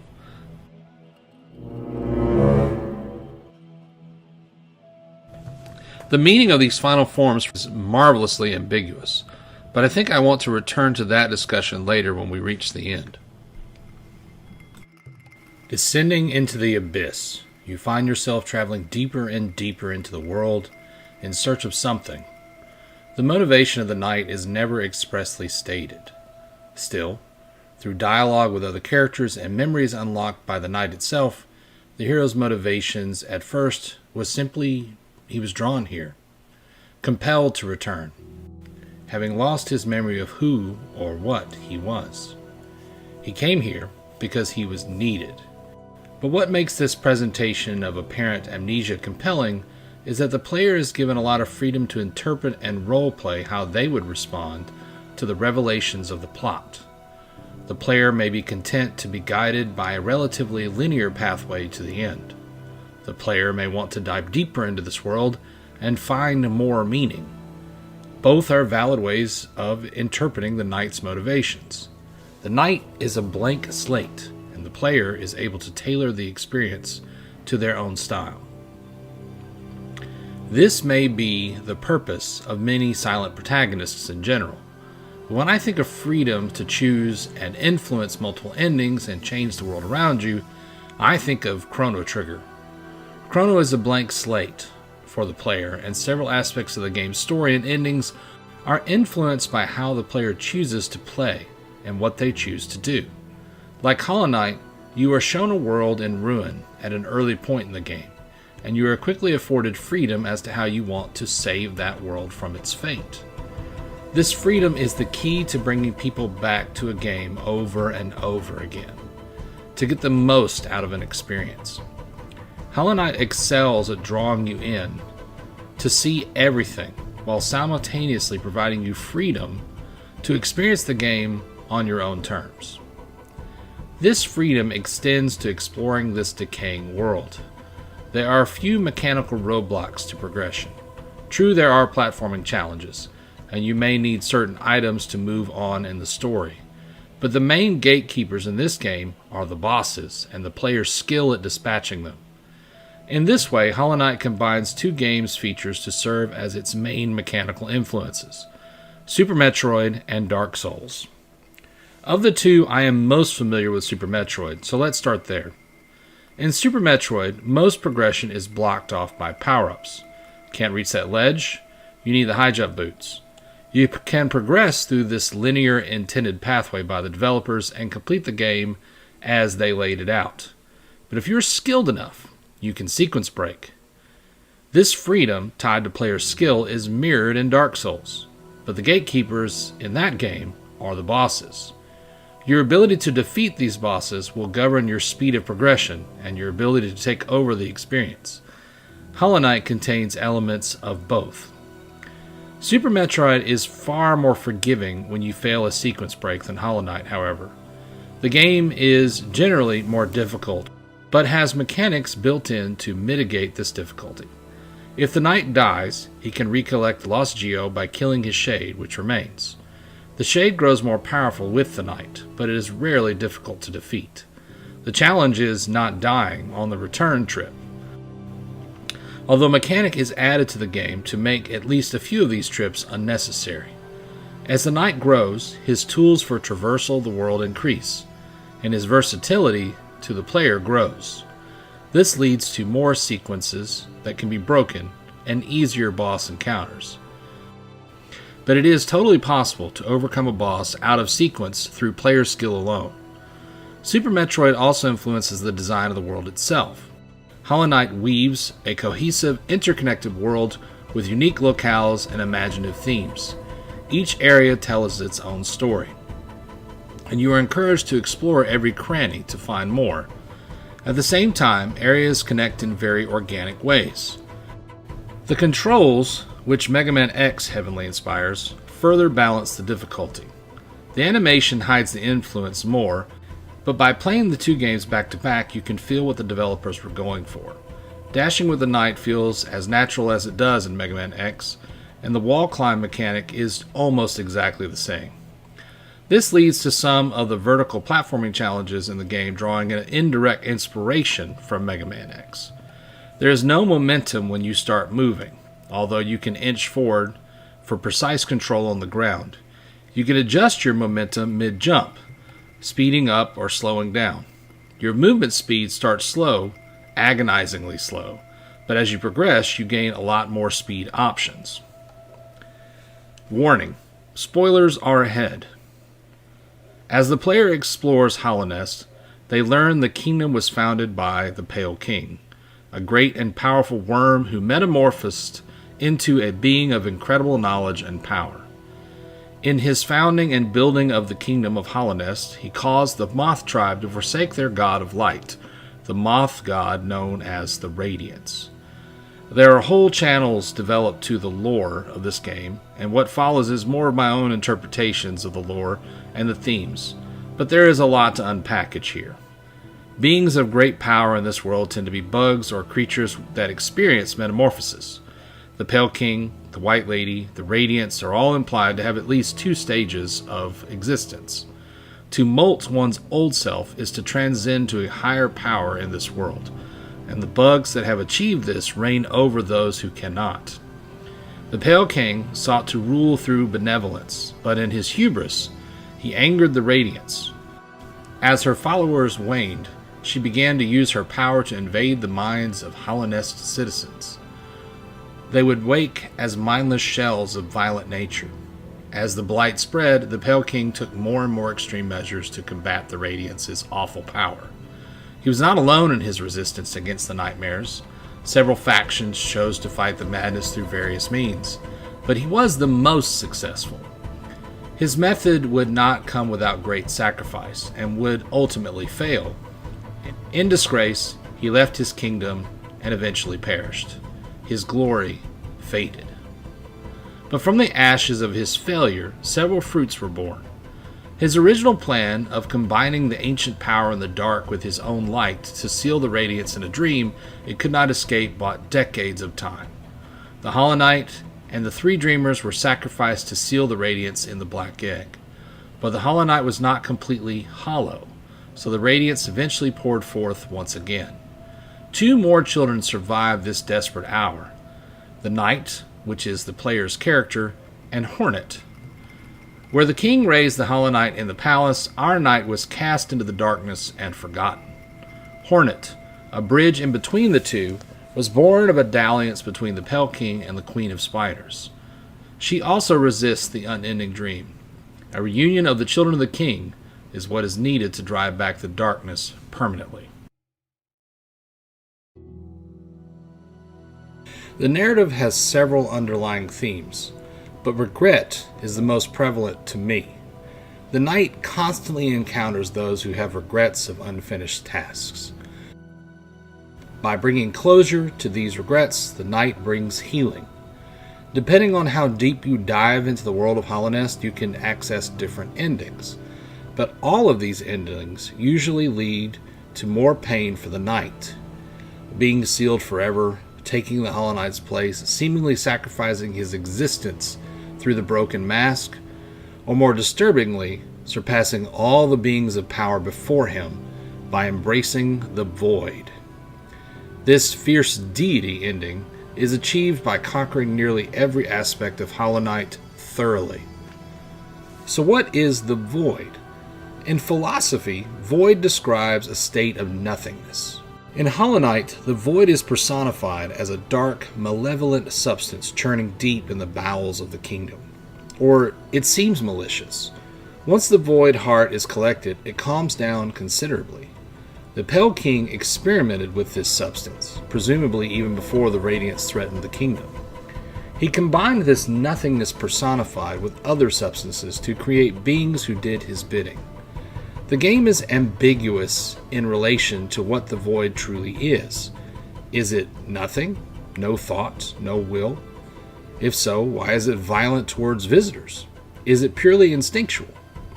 Again, this is not a lore video, so I'm not here to propose solutions. But I mention the nature of the void because depending on how far you go into the game, the player becomes a more powerful incarnation of this nothingness. The act of renewing others leaves the player's avatar to be more and more empty. The knight succeeds where the Hollow Knight fails by loving without being loved. Is it instinctual to want to help others? This theme of renewal having a personal cost to those who help others achieve it is not a new one, but it is beautifully presented in this game. Then there is God Home itself. Added as DLC, completing it unlocks 2 additional endings. The challenge is extreme, as the area is a pure boss rush, culminating in a run through every boss in the game, but more powerful. But if you get through it, the knight is transformed into something possibly more terrifying than the Radiance itself. In pursuing the path of the Radiance and the Pale King to become a god, the knight seemingly becomes more of a devil than either of them, or maybe not. Like everything about this game's lore, it poses more questions than it answers. Every nook and cranny of the game contains a mystery to uncover and pontificate on. In the end, there's too much to talk about. The multiple free DLC content is amazing. The Grim Troop, a joy to work through. The art style is often stunning, but always atmospheric. The foreground and the background parallax scrolling provide depth and environmental clues to secrets and the story. The sound design also guides the player through the map, providing clues of progression and secrets. There is a wide variety of enemies, and the character designs for NPCs are all unique and full of personality. The game's difficulty threads the needle between crushingly difficult and rewarding to master. The various forms of fast travel make the enormous map much more manageable. Regarding criticisms, I wish the knight's default speed was just a tiny bit faster. Eventually the player picks up charms that increase the base walking speed slightly. This speed should be the default speed in my opinion. Having to spend a charm notch to move a bit faster strikes me as a developer correction after beta testing. They realized that the movement speed was frustrating for some players, and added it as an option. There are a couple of charms that feel this way to me. The charm that increases dash speed and adds a downward dash comes to mind. A way to add these naturally would have been appreciated by me personally, based on my preference for movement in game. These are really just nitpicks though. They might have been implemented more naturally, in my opinion. There are a lot of charms, and adding more of these abilities as passive selectable options would have been appreciated. The game is phenomenal, a near perfect masterclass of what can be accomplished by dedicated craftsmen. It is amazing to me that the whole game is the collective effort of essentially a team of 3 people. I, like most of the fanbase, eagerly await Silksong, but I do not think we have much to complain about even if the sequel never materializes, which it likely will. The game is $15 on all digital stores, which is the full price, not discounted. There is simply not a better game to play on any console for that kind of money. If you first played it like me and felt a little lost, stick with it. I'm not saying it gets better, it is great from the start, but sometimes the expectations associated with its genre can be misleading. At its core, Hollow Knight defies genre in general, creating something that has become a standard all of its own, that every fan of adventure games really needs to play.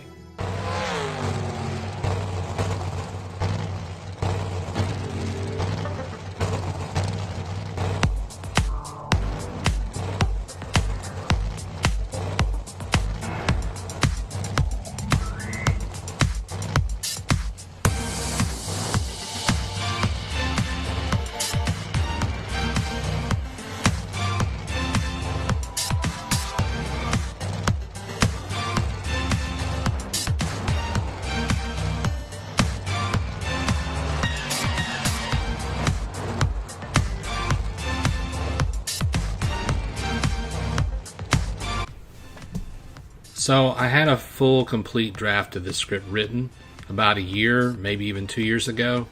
But after I finished the game and sat down to start recording it, I'd realized that it sucked. So I threw it all out and started all over again because this game deserves better.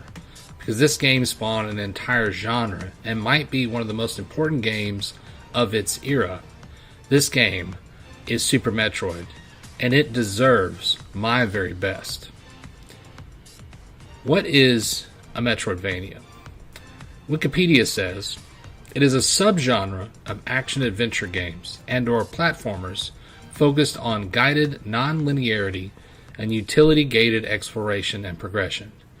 These games usually feature a large interconnected map the player can explore, although parts of the world will be inaccessible to the player until they acquire special items, tools, weapons, abilities, or knowledge within the game.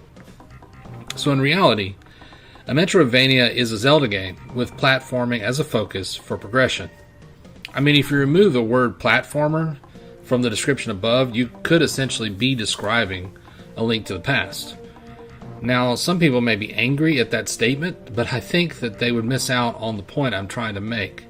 The platforming distinction is what makes these games unique from all others in the adventure genre. Super Metroid uses platforming challenges to encourage players to grow their skill.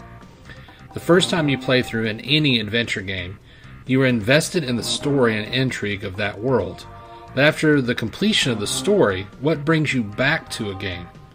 Metroidvania, Super Metroid in particular, does not say the end, it says see you next mission. It does this because it challenges you to come back, go faster, find new paths, and collect more items. This is directly facilitated by the platforming focus.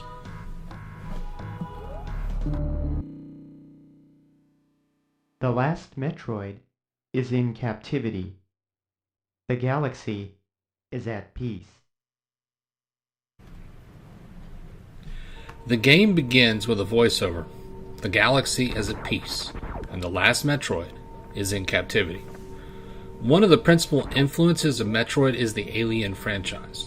This voiceover, though shorter, is unsettling, and it calls to mind the voiceover from the second Alien film. Is the galaxy really at peace? Dropped into the space colony, an alarm sounds and Samus works her way through the facility. The doors open for her. There are no keys needed, no hindrances to her forward momentum, a detail that will be very important soon. The baby Metroid is missing, and all the scientists are dead. Did the Metroid do this? Samus presses on to find the real culprit, Ridley. This encounter is unwinnable, sort of. Either he will leave when Samus takes a certain amount of damage, or if Samus lands a certain number of shots. If the latter, Ridley will drop the baby for a second before leaving. It's a neat detail, but either way, Samus is way outmatched in this encounter. The timer pops up, and suddenly you have 1 minute to escape. The opening of Super Metroid is not a tutorial. It is an event, one of several spectacles in this game. The game really only has one cutscene at the beginning that sets up the story, but from here out, everything is conveyed to the player wordlessly through memorable moments spread out throughout the game. The way Super Metroid blends its spectacle into its gameplay is unmatched, especially for its generation. The game pushed the hardware like few other games on the console. Everyone who plays this game has a favorite moment, a scene that just blew them away. The game masterfully draws the player in, building up those moments and then paying them off in spectacular fashion.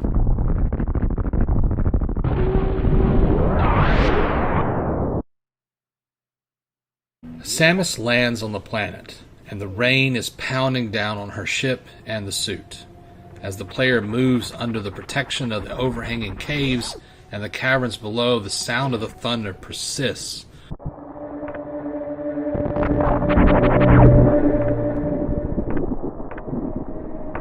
Enemies have varied sounds that they make when killed, and beams thud and missiles crash. The music transitions from area to area, and the player can tell easily where they are at any moment, based solely on the soundtrack. The tracks are iconic, and Kenji Yamamoto's use of drums, bass, and atmospheric metallic sounds really brings the game to life. The game is as successful as it is, at least in part, due to the music and how incredible it is. Moving down the only pathway available to the player, bug-like creatures fluttering away, you get the sense that these tunnels have not been used in some time. You come to a shaft with multiple doors going off to the left and to right. One is completely inaccessible as Samus is too large, but a second to the left further down can be opened using her beam. Once inside, though, progression is blocked by another space that's too small. A red door across on the right is unopenable with Samus's beam, and Samus can only progress through the door at the bottom of the shaft. In the colony, doors were open to you, but here doors are locked, and you are going to need keys. In this one room, you are shown 3 keys. One that you have, the blue doors, open with your beam. The second will be the morph ball, and the third, missiles.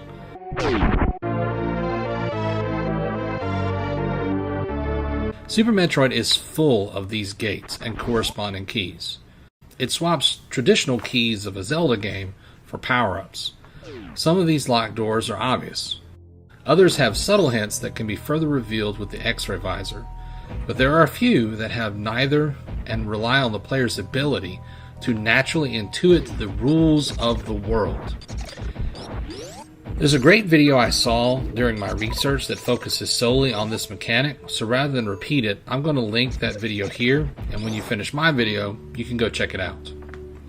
What I will say is that rather than finding one key that fits one door or a single disposable item, this system allows the player to push against the boundaries in place and remember, hey, I just got power bombs. Wasn't there a yellow door here? In this way, weapons pull double duty. They make Samus more powerful, but they also open up new pathways to explore. Detractors of this style often point out that this means in these games a lot of backtracking is necessary. In a day and age where guides online are prevalent and the answer to the puzzle is a few clicks away, it may seem tedious. However, exploring a world like this in the 90s, when this may be the only game you had all summer, this reliance on player memory and backtracking naturally extended the mileage the game had. Not to mention, Super Metroid does this backtracking so well, I would hardly call it tedious. Much of it can be circumvented entirely through the player growing more adept at the platforming. See this door? I can't reach this door without the high jump boots. But is that true? Could I skip one whole trip to Norfair if I could just get up there without them? Super Metroid has locks that can be picked by the player. Let's talk about the map. Essentially divided into 4 main areas and a couple of sub-areas, the map of Super Metroid is connected. Living, breathing place. There are species that inhabit certain areas that are not found anywhere else. Areas transition naturally from one to another. Even if the music was not there to tell you where you are, the detailed backgrounds serve as visual reminders that you are progressing deeper and deeper into this place. The final area, Torian, is actually pretty close to the start, but it's blocked by a large structure displaying each of the main bosses in the game. Once all of them are defeated, the door opens and you can proceed to the end game. But to get to that point, you'll need to explore the map to the fullest. The map felt huge in the 90s, but today it's just about perfect. Just the right size to facilitate the lack of fast travel features. Areas can be entered in multiple ways, which can lead to unique play scenarios on return visits. Meridia in particular loops on itself from 2 starting locations, and seeing all of it will require some of that understanding of how the world works, and powerful observations on the player's part for the first time through. Let's talk about the moments I mentioned earlier. The Chozo statue coming to life and losing its head mid-battle, the Shine Spark run, and the first room you can screw attack through the walls. The Plasma Beam room, where the enemies are so tough, and then you get the upgrade and blast through them like they're made of tissue paper. The animals, teaching you special skills through wordless tutorials. The ghosts on the wrecked ships, and figuring out you can break the tube with the power bombs are all jaw-dropping moments in the game that masterfully keep the player engaged and wondering what could be lurking around the next corner. But the best example of all Super's moments, in my opinion, are the bosses. The main bosses are iconic. Kraid, the enormous, imposing boss that can only be damaged when he opens his maw. Phantoon is easily in contention for the game's toughest challenge, with his ghostly presence and difficult to avoid attacks. Dragon is an underwater tank unless you're aware of his two special weaknesses, and you have the skill to employ them. And of course, Dragon himself, who's essentially a scrap from start to finish. No tricks, just you versus him, and as many missiles as you can put into him as quickly as possible. Then there are the sub-bosses. None of them are quite as memorable as the main bosses except for one. Crocomire fight is the stuff of nightmares and showcases the horror the Super Nintendo could pull off. That said, the gold Terizo catching your super missiles is also pretty iconic. That just leaves Mother Brain.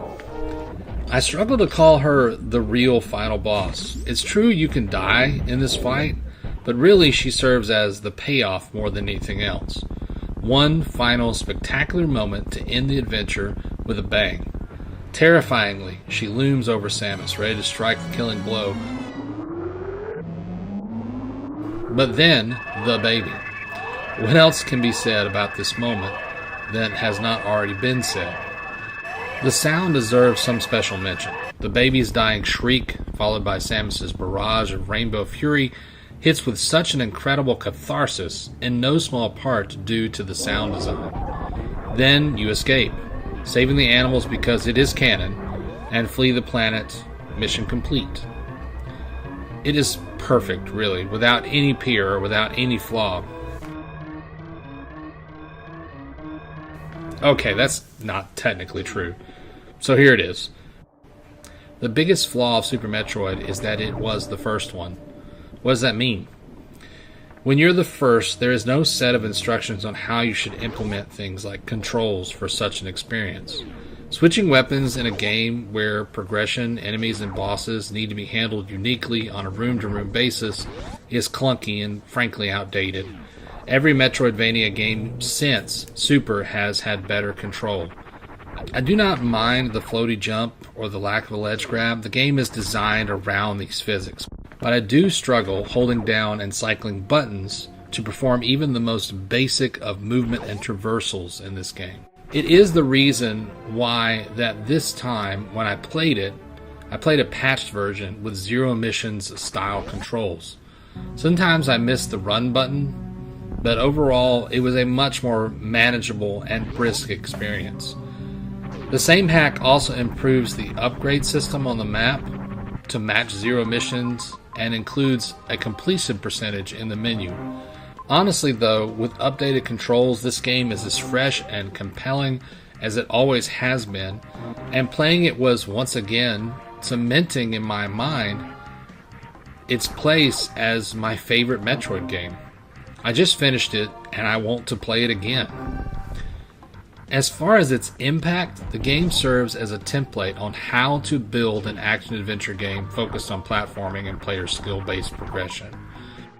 There's a reason why it's run at AGDQ every year, and people call it the best run consistently from year to year at that event. The game is designed to be perfected, to be played and enjoyed over and over again, to take in those moments and create new moments of your own over and over again. Super Metroid is a true perennial classic. You can play it year after year, day after day, and many people literally do. I know I will return to it again, probably very soon in fact. But until then, if somehow you have never played this game, I cannot recommend it enough. See you next mission.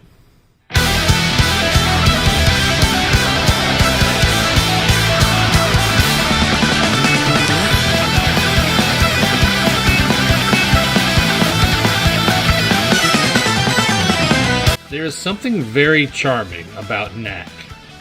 There is something very frustrating about Knack. I have two minds about this game, and I hope to express both of them in this review. I'll be talking about the plot in detail at certain points, so this is your spoiler warning. If you want to play the game, you should probably do that before you watch this video. Knack is an 11-year-old game. 11. I can't really believe it. Knack is a strange assemblage of parts. It's a hybrid between a platform game like Crash Bandicoot and a beat-em-up game like the original God of War series. The player moves through linear levels with a fixed camera that either follows the player or fixes itself in a corner and rotates to show the player's position. There are also some light puzzle elements and collectibles to find throughout. One feature that was meant to help Knack stand out was his ability to collect relics to increase his size, a feature designed and implemented to show off the power of the then new PlayStation 4. We need to point out that Knack was pitched as the next PS4 mascot. Sony needed a friendly alternative to the shooters that dominated that console at its launch. The industry was reeling from the unprecedented success of the Wii. Xbox and Sony were trying multiple strategies to tap into the new market that the Wii had opened up. And with the faltering Wii U, which had come out the prior year, Knack was designed to fill the niche that the Wii left behind and appeal to gamers and non-gamers. But this split focus and crunched deadline meant that the game on release failed to really connect with either of its target audiences and no one in general. But is the game terrible? Could it be a hidden gem? It certainly would not be the first game to become wildly loved after a tumultuous start. There was clearly a lot of effort put into the game to make it a success. Let's play through the game again and see what we can uncover. For my review playthrough, I had a co-pilot. My son and I played through the whole game co-op, a feature that is rarely mentioned when talking about Knack. Playing any game co-op on a couch always makes it better. The game starts with humans responding to a goblin attack on a human settlement. In this world, humanity's primary power source is sunstones and relics. How these items work is not fully explained, but the relics run everything in the world, from vacuum cleaners to cars. These relics, as the name implies, are found in the ruins of ancient and not well understood civilization. The Doctor, decades ago, discovered a unique relic. No one in generations had ever seen it so. Until then, on the pedestal was a glowing orb, and around it spun a constellation of gold and red and blue. I held out my hand, I don't know why, and the orb came to me. Which after much experimentation came to life and could manipulate other relics and similar sized and shaped materials to form a body. This fully sentient, living collection of relics was named Knack. And coinciding with the goblin attack, the Doctor takes this opportunity to introduce his discovery to the world. Through a demonstration provided by Victor's security robots, Knack proves himself formidable in combat, and an expedition, including the Doctor, Knack, Lucas, Ryder, and Victor, and his robots, leaves to investigate and deal with the goblin threat. This opening tutorial section introduces us to Knack's controls and moveset. For movement, Knack can run, jump, and double jump. He has a 3-hit ground combo and an aerial Sonic-style homing attack. He also can use the power of the Sunstones to unleash powerful special abilities of varying range. The second player shares this base moveset, but has different special moves they can perform in exchange for health. The second player is on the Tales from Sonic series system. They can die and respawn indefinitely, but if Knack falls in battle, the game resets to the most recent checkpoint. Both can dash to dodge attacks, but it's difficult to time, and often you may dash into harm's way rather than out of it. The then standout feature, or at least it's meant to be, is Knack's ability to grow by absorbing relics. Knack's attacks increase in range and power as he gets bigger, and he gains a few additional combat options. After a certain size is reached, he can pick up cars or even tanks and throw them at enemies. Player 2 cannot throw objects and also does not absorb relics. Instead, they increase in size relative to Knack, but can also vary based on how many enemies they destroy or how many successful hits they land. The co-op takes the new Super Mario Bros. Approach to player activity. Player 1 and Player 2 can hit one another, and doing so will stun the hit player but not decrease their health. Playing co-op, it is important not to get in each other's way, as the stun can be deadly if capitalized on by the enemies. This can be difficult to manage as Knack gets larger, as not all the levels feel like they were designed with 2 Knacks in mind. That said, co-op does mitigate some of the difficulty in that you have essentially one player who's invincible. The difficulty was a sticking point for a lot of reviewers in 2013. It is easy to get rushed by multiple opponents in small areas and take lots of damage. Knack does not get a lot of invincibility to balance this issue, and having a second player to wear down more formidable enemies until Knack powers up with relics makes the game much more playable. Also, one of the special moves on the second player is to sacrifice health to refill Knack's relics. This can be done as long as the second player has more than one health bar to draw from. This single feature makes Knack so much more playable, although you will still die plenty in this game. As for the second player avatar, he functions slightly different to Knack. He can respawn indefinitely, but his health is directly tied to the amount of damage he deals. The more damage he deals, the more health bars he gets. Let's get back to the story. The assembled group makes their way to the goblin territory and follows the marauding goblins back to their lair in the mountains. The game's art reminds me a lot of DreamWorks pictures. Characters do not have perfect proportions like a Disney or Pixar film, and for the time, the animations and character expressions are pretty good. Characters are very animated, almost always moving, giving the many cutscenes a high level of polish. They do not feel like video game cutscenes, but not a movie either. They feel more like a TV show in quality, which for the time is not a bad thing. The voice cast I found to be quite enjoyable. Knack, the Doctor, and Ryder are probably my 3 favorites, and their interactions are genuine, like they really know each other. Sounds good. Let's go get the doctor.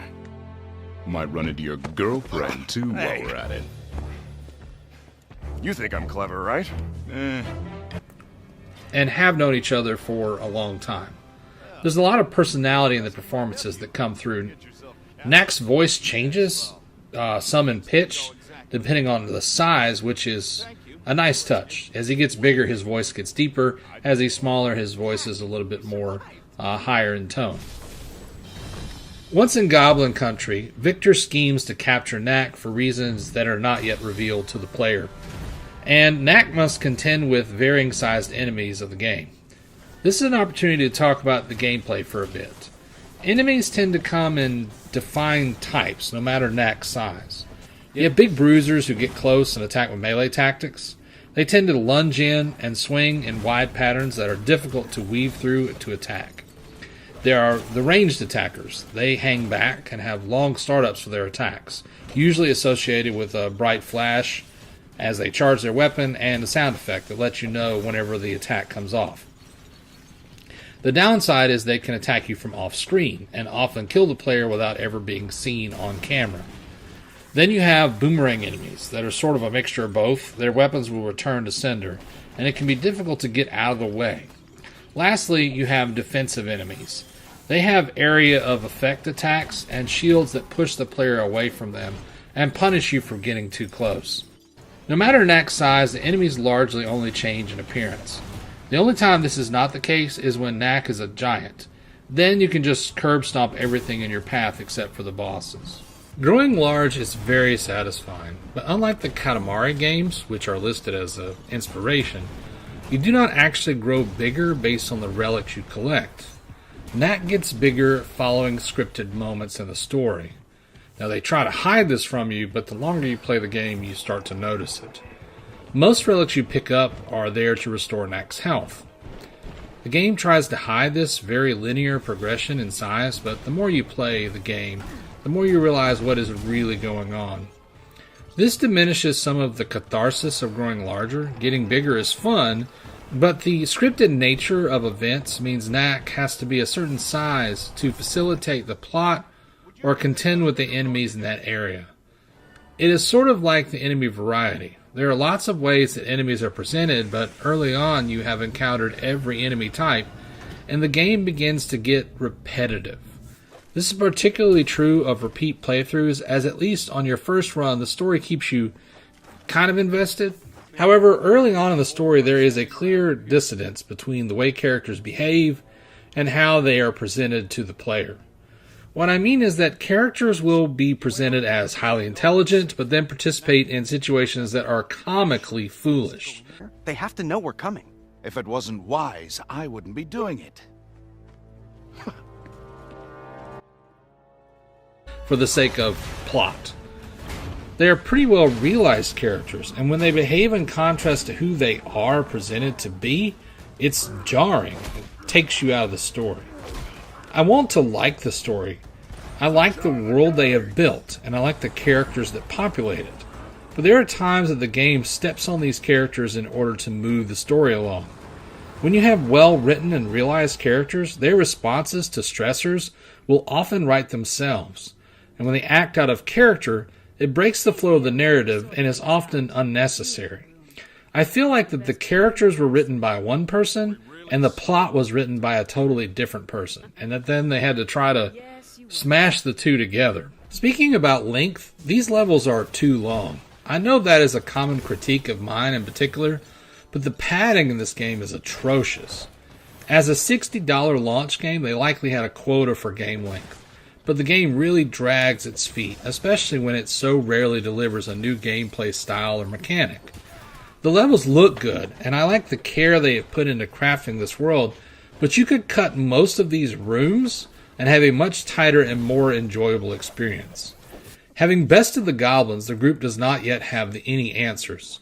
Victor stops playing around and just flat out kidnaps Lucas, dragging him back to his mansion as a ransom to speak to the doctor and take Knack for himself. Ryder stays behind to salvage the mission by waiting out the trapped goblin commander so that they can get the information that they came here for. Victor reveals that he needs Knack to open a door that leads to giant relics capable of shaping the future. Before Knack engineers an escape, Victor is asked over and over what he intends to do when he gets these giant relics, but he never explicitly states what his plans are. The villains in this game in general are kind of dumb and not given a lot of development compared to the main cast. With the exception of Katrina, but even her journey shifts pretty abruptly. The villains are really just props for the struggle between the Doctor and Lucas. The Doctor is excited about the giant relics and not all that concerned with the consequences implied by the opening of the said door to them. Everywhere they go, the signs point to opening the door being a terrible thing to do, but the Doctor is undeterred.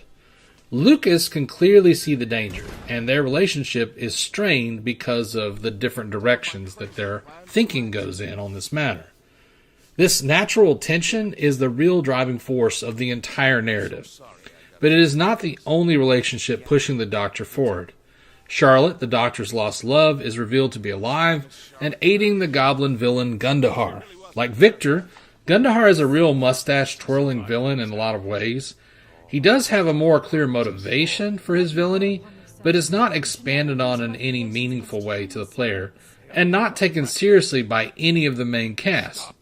But the Doctor's relationship with Charlotte is what makes this side of the story interesting. These interpersonal relationships and their resolutions are the reward for completing Knack's levels. And indeed, while Knack is a likable and well-characterized protagonist, he essentially takes a back seat in his own story to the Doctor. The Victor parts are characterized by Lucas, and the Gundahar parts are characterized by Charlotte. Both of them all come together in the final. Ryder's not even there, and Knack's doing all this, saving the world stuff, despite the fact that, the story isn't really about him. It's about the Doctor, Lucas, and Charlotte. As the game progresses, Knack will go from level to level, growing and then shrinking back down as the plot demands. He is clearly characterized as an 80s and 90s action hero, think Arnold Schwarzenegger but made of tiny pieces. It's fun, and he has a lot of personality, but he does not really grow or facilitate growth of the other characters. Now, I'm not one of those people that feels like a character has to grow and have an arc to be well designed. There are plenty of flat arc characters in fiction. I've gone over a few of them in a previous video about Sora from Kingdom Hearts, who facilitate the growth of other characters, and that's how they add interest to the plot. But Knack doesn't really do any of those things. He doesn't grow personally. He doesn't influence the growth of those around him. Sometimes he feels more like a spectator when it comes to the plot, a stand-in for the player in the sense that he is learning about the world with these characters who have inhabited it much longer than he has. In a way, he's the main attraction, but he's not the main character. That said, I'm not sure who I would call the main character. I guess either the Doctor or Lucas, but the Doctor gets more development while Knack drives the gameplay. Speaking again of gameplay, the game does not have an abundance of boss fights, but the ones it does have are pretty challenging affairs. They move fast or limit your movement, often presenting puzzles that you need to solve to complete their phase. They're not a massive part of the game, but they are not also terrible. They break up the monotony of the standard enemies and are full of spectacle, which is essential in a game like this. The final boss in particular is something else and has a real menacing presence. However, their structure means that failing to defeat them sets you back to the beginning of a fight or a phase. That's the trouble with puzzle-based bosses, is that there's not a real good way to come into the middle of a puzzle and finish it out. This can make the bosses tedious at times, but if you adapt quickly, then it's not that big a deal. Knack promises a lot, but does not quite deliver. It has a broad appeal thanks to its visual presentation and its cast of easily likable characters. But its difficulty means that most casual players will never give it enough time to get to know said characters. For gamers, the complexity of the narrative is not on par with what they have come to expect from other platform mascots like Ratchet & Clank, Jak and Daxter. But it's also not humorous enough to stand in for likes of Spyro or Crash Bandicoot.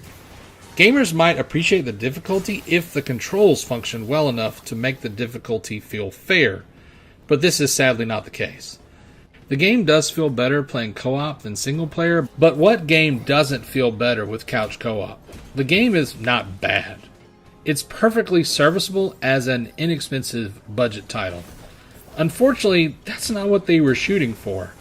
I think the main issue is the game was designed by a committee. A whole bunch of people showed up to a pitch meeting and shouted out a whole bunch of catchphrase ideas that all got implemented haphazardly.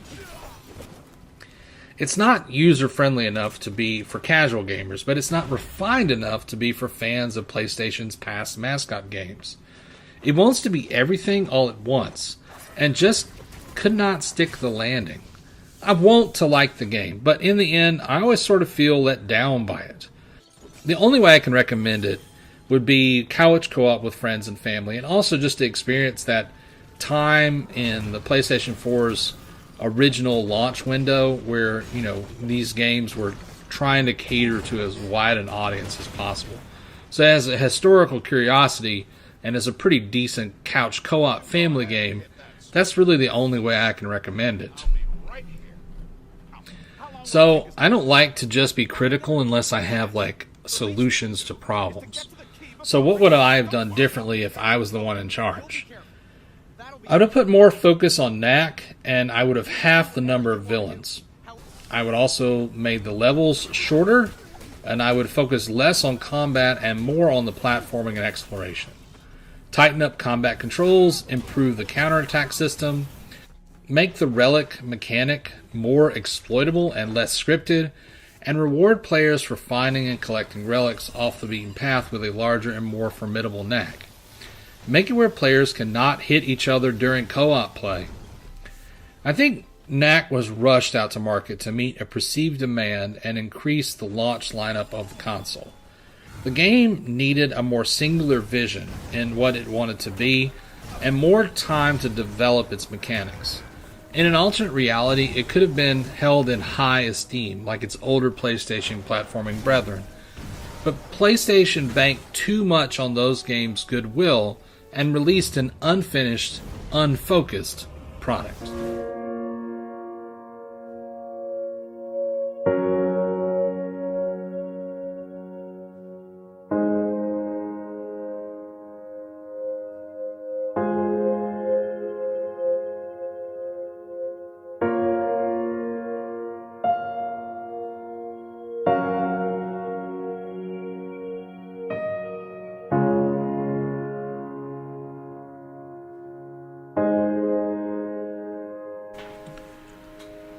As a teacher, I'm always looking for ways to connect with my students through media they enjoy. When I teach microbiology or a unit on epidemiology in some biology class, I always bring the board game Pandemic as sort of an icebreaker. When teaching the metric system or giving scientific measures of objects, I like to use Minecraft blocks as examples to get their idea around the physical space that a meter occupies. When we do chemistry, I include some cool demonstrations, set some things on fire. They may have seen some of these demos online, but I explain how they work in detail, and they get to see it up close, feel the heat off of the whoosh bottle experiment. I enjoy these things. After all, it's fun to share them and apply them in a lesson. I want my classes to be fun and engaging, and I want my students to learn a lot from their experiences in the class. But I teach science, and one of the frustrations I experience as a teacher is finding something perfect to use in a classroom in a subject that I don't teach. Case in point, Valiant Hearts: The Great War is a self-contained history lesson about World War I, with lots of incredible details and many lessons of history scattered here and there. It served as an interactive documentary about the First World War, through its narrative and as a sobering social commentary on the nature and price of war. The game's aesthetic is deceiving. It draws you in with lighthearted visuals and bright colors, but as the game and the war progresses, the colors begin to mute and the violent nature of the war is brought more and more into focus. The last mission is harrowing and haunting, and I'll never forget its conclusion and the game's ending. It was heartbreakingly honest and tragic. The game is told through the perspective of several characters on both sides of the war, but the struggle is not good versus evil. Both sides of the war have heroes and villains, and nothing is black and white in this conflict. The game is 2D, built on the UbiArt engine. It's stunning, with a very distinct art style that enhances the game's ability to tell its story. The capacity for violent visuals is truly shocking in this aesthetic, but the limitations allow them to push the medium even further than something that would be more realistic. I'm trying to be vague because you really must experience it to appreciate what the game accomplishes with its art. The gameplay is puzzle-based and revolves around moving back and forth through levels to find the right items or situations to progress. The game reminds me of a point-and-click adventure without mouse cursors. Puzzles are telegraphed with environmental clues, and the game accomplishes a lot with limited text and dialogue. Throughout the game, as you search, you can find little Easter eggs containing more information about the First World War. These collections only add to the game's educational value. It encourages exploration and critical thinking, which allows the game to extend even beyond the scope of the history to teach problem-solving skills. Again, all hidden in a video game. But that shouldn't surprise us. Video games are all, in a way, sort of educational. Each playable character also has their own mechanics to increase the variety, and a few forced-scrolling quick-time missions are thrown in to add further diversity. All the characters weave in and out of each other's stories naturally, but they do not necessarily follow each other. This gives you several perspectives on different parts of the conflict and broadens what the game can cover. You will be in war-torn cities, trenches, open fields, and more. I cannot recommend this game enough to a history teacher or a professor teaching the First World War. If you're nervous about investing in the game, I've included a playlist showing my playthrough through the game. I was going for a speedrun trophy when I recorded it, so I skipped a lot of collectibles and text boxes. but it should give you a decent idea of what to expect from the game. Really though, I recommend playing the game yourself ahead of time and replaying it with students or other friends and family if you feel inclined to share. You can pass the controller around or hold it yourself and then prompt the class to solve puzzles, or the group. You can include little Easter egg material in your vocabulary studies. Honestly, I'm surprised someone does not have a lesson guide using this game to teach World War I, but maybe that's something somebody watching this video could come up with for teachers. A few years ago, a history teacher colleague complained to me that he wished he had cool stuff to share with his kids like I do, and I wish I had thought to recommend this game to him because on this one occasion, I'm jealous of him. Thanks for watching this short video. I've been having a lot of trouble with my voice over the last few weeks, and I have some longer reviews coming. I wrote this review a few years ago to recommend the experience not just as a game but also as a teaching tool, but that does not mean you cannot just play and enjoy the game. I recommend it to anyone who enjoys narrative experiences and puzzle games, but it's even more special for history buffs. Just an excellent commentary on the real price of war. Check out the links in the description and my Patreon if you want to support the channel directly. Liking, sharing, and subscribing also help the channel out and are greatly appreciated. As always, have a great day.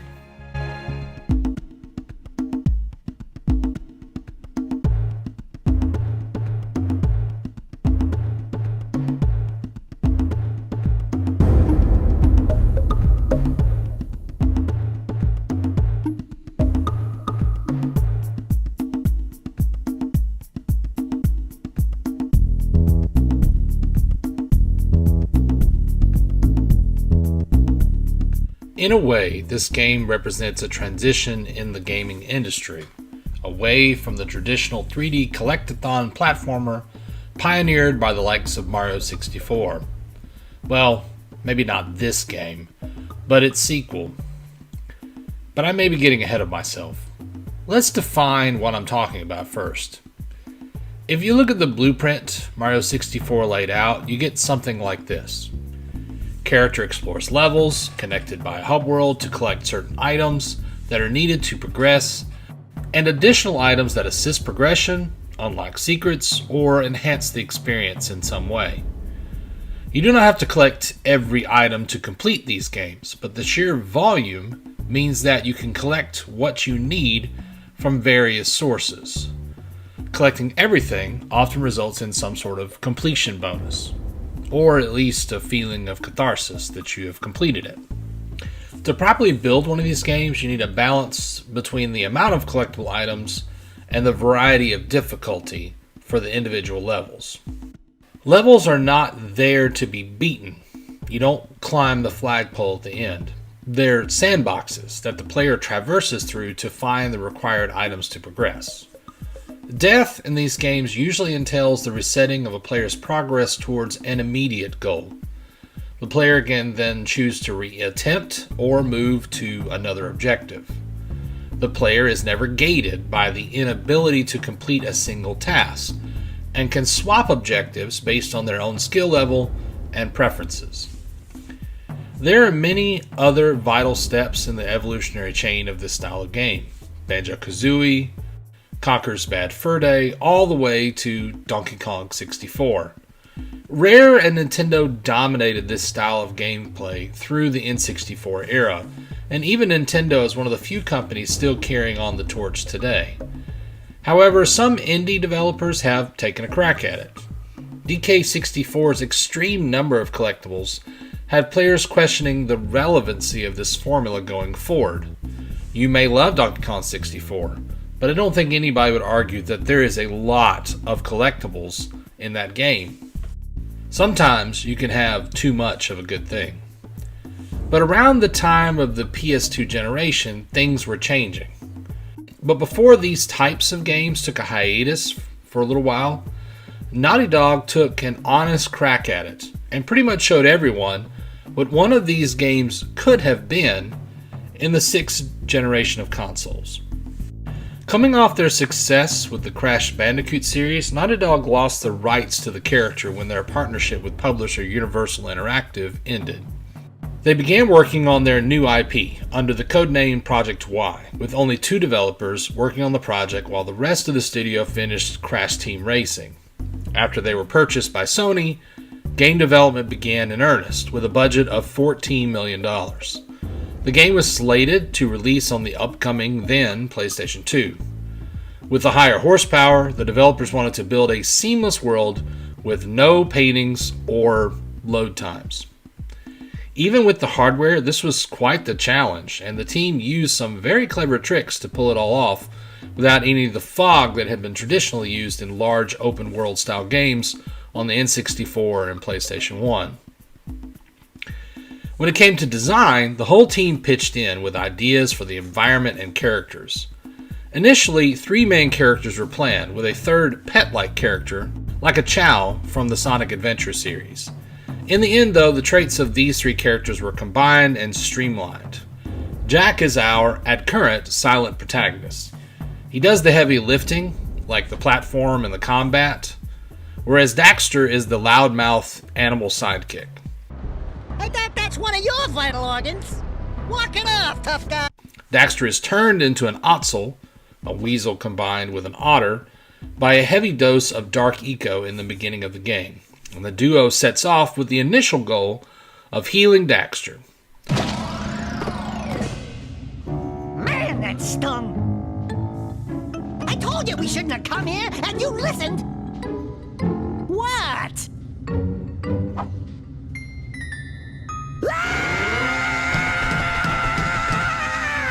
What is eco? Well, we can circle back to that in a bit, but I wanted to talk more about the character designs before I moved on with the story. I like the direction taken with most of the cast. There was a hybrid approach applied to make the characters appealing in Japan and America. Both Western and Eastern influences are apparent in these characters' appearances and wardrobe. Characters feel very animated, and that is to be expected considering the context. Outside animators from the studio were brought in from places like Disney to do the character animation. Characters have real weight to their movements, and it's not often present in this particular era of video games. Jack and Daxter's interactions have a lot of life in them, and characters are very expressive. However, the 2 main female characters in particular have not aged well. If the office staff contributed to each character design, then these 2 were designed by the 13-year-old boy playtesters from the 90s. So what is eco? Eco is the mystical, elemental substance that powers the world. There are several types: green, yellow, red, blue, dark, and light. Each has an elemental affinity, except for dark and light. Light only appears at the end, but it's a combination of the other elements. Each type, except for light, has a sage associated with it, and the sage of the dark eco has decided to use it to take over the world. To do this, he needs to open the dark eco silos so he can flood the world and rebuild it in his image. Also, as already mentioned, he has a sister who feels extra redundant due to her design, and she doesn't really... You could have had one of these villains, you didn't need both of them, and honestly, his design is a lot more creative, and hers is a lot more cliche. As far as villains go, they come in and out of the story as necessitated to drive the plot along. The game is a series of connecting hub worlds that are gated by the number of power cells needed to unlock them. But there are no loading zones between levels or zones, as I already mentioned, which is amazing for this console generation. I'm not saying that loading zones bother me, but it is certainly an asset to the immersion to remove them.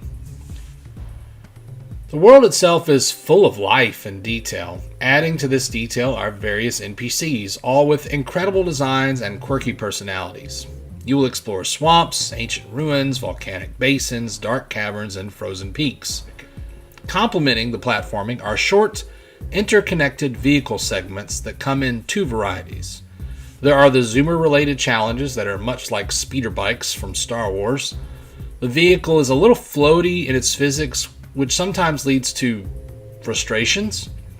The large bird is my preferred of the 2, featuring fast movement but tighter controls. However, this mechanic is far less prevalent, and I wish there were a few more moments in the game where you could ride the bird instead of the zoomer. I like the use of both in general though, as they provide a great variety to the gameplay. Most of the time, you're going to be doing the good old-fashioned platforming. So how does it hold up? Well, not exactly what I would call tight. With the increased focus on Jack's animation, the trade-off is that the player is left with slow-moving character that's a bit harder to control. Now, it's not deal-breaking, but compared to something like Banjo-Kazooie or Mario, you never have that same level of precision or control. To make up for this, Jack has some more options to extend his hang time to compensate. This gives the player more time to execute precision platforming. It helps enormously, but brings up another shortcoming, at least in my view. And I'm a little different. Mario 64 is, in my opinion, the best one of these games that is made and ever will be made, so I'm a bit old-fashioned in my thinking.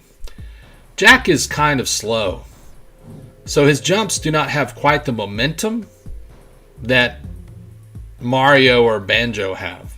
So I found that many of my jumps felt like they came up short. But again, I feel reluctant to blame this on the game.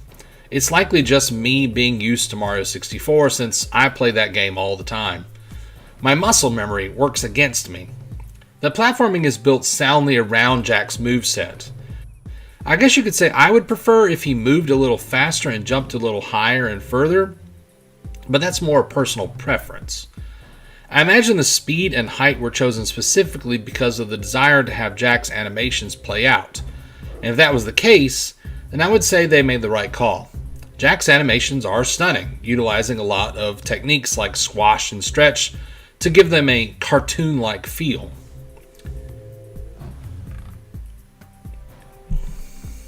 In addition to the jump mechanic, there are a couple of other options. Jack can crouch, and when he's in crouch position, he can utilize a high jump. He can roll out of the crouch to perform a long jump. There's a punch, which can be followed up by an uppercut. Then there is also the spin attack, which I already mentioned, which is used to attack, but also to slow down that jump, so you can kind of helicopter in the air and make precision decisions on your landing spots. However, not all these moves are always available. Jack can only double jump and spin at certain heights in the jump, and once he falls a certain distance, you essentially lose all control. I died a lot trying to use the double jump or the spin to slow down, but I did it too late in the jump. I would have personally preferred always having access to these jump extensions, but it's not a deal breaker. It would not have been much of a collectathon without things to collect. So let's look at them. The main collectible tied to progression is the Power Cell. There are 75 that are required to beat the game, but if you collect all 101 of them, you unlock a special ending teasing the intro to the sequel. Power Cells are rewards for completion of challenges in levels, beating bosses, and trading them for precursor orbs with the locals. The precursor orbs act as a currency in the game. Each level has a maximum number to collect and trade. Each level also has scout flies, which function like red coins in Mario, as collecting them all in a level yields a power cell. These three collectible options closely mirror the Super Mario 64 collection system. It does not fall into the trap of including excessive collectibles to pad out the game's length. It does not reinvent the wheel, but fine-tunes it. Collection of these items is not just tied to player progression, but to small tangible rewards that give the player an immediate satisfaction. For example, each power cell collected is accompanied by different animations from Jack and Dexter celebrating. These are all quick, but an excellent reward, and then the game resumes right where you left off. My favorite animation is when Jack alley-oops the orb to Dexter and he dunks it. It's just fantastic.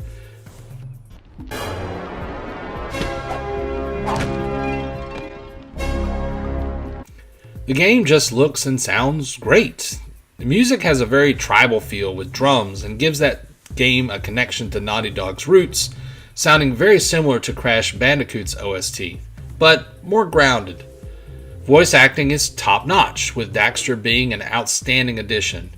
I was concerned all these years later that Daxter's quips would feel a bit dated, but Max Casella's performance of the character is very solid, and even 20-something years later, I laughed and smiled almost every time Daxter was on screen.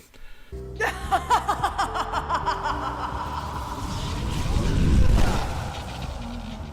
a minute! That was Gull? The same Gull who's supposed to change me back? Gull is the guy trying to kill us? I'm doomed. But even the NPCs get some incredible voice work, and the animations bring their performances to life.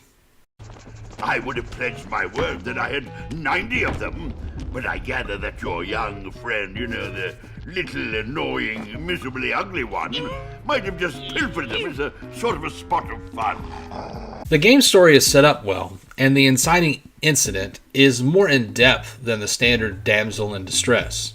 Jak and Daxter set out to turn Daxter back into a human, or whatever they are. And as the journey goes on, the stakes escalate and the urgency of their adventure ramps up.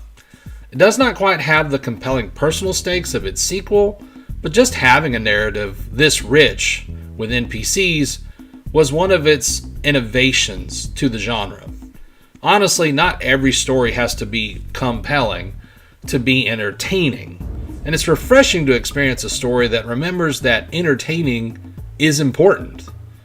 It's a solid canvas to paint the characters and motivations on, and it does its job of driving the player forward while not taking the focus off of what the game is really about.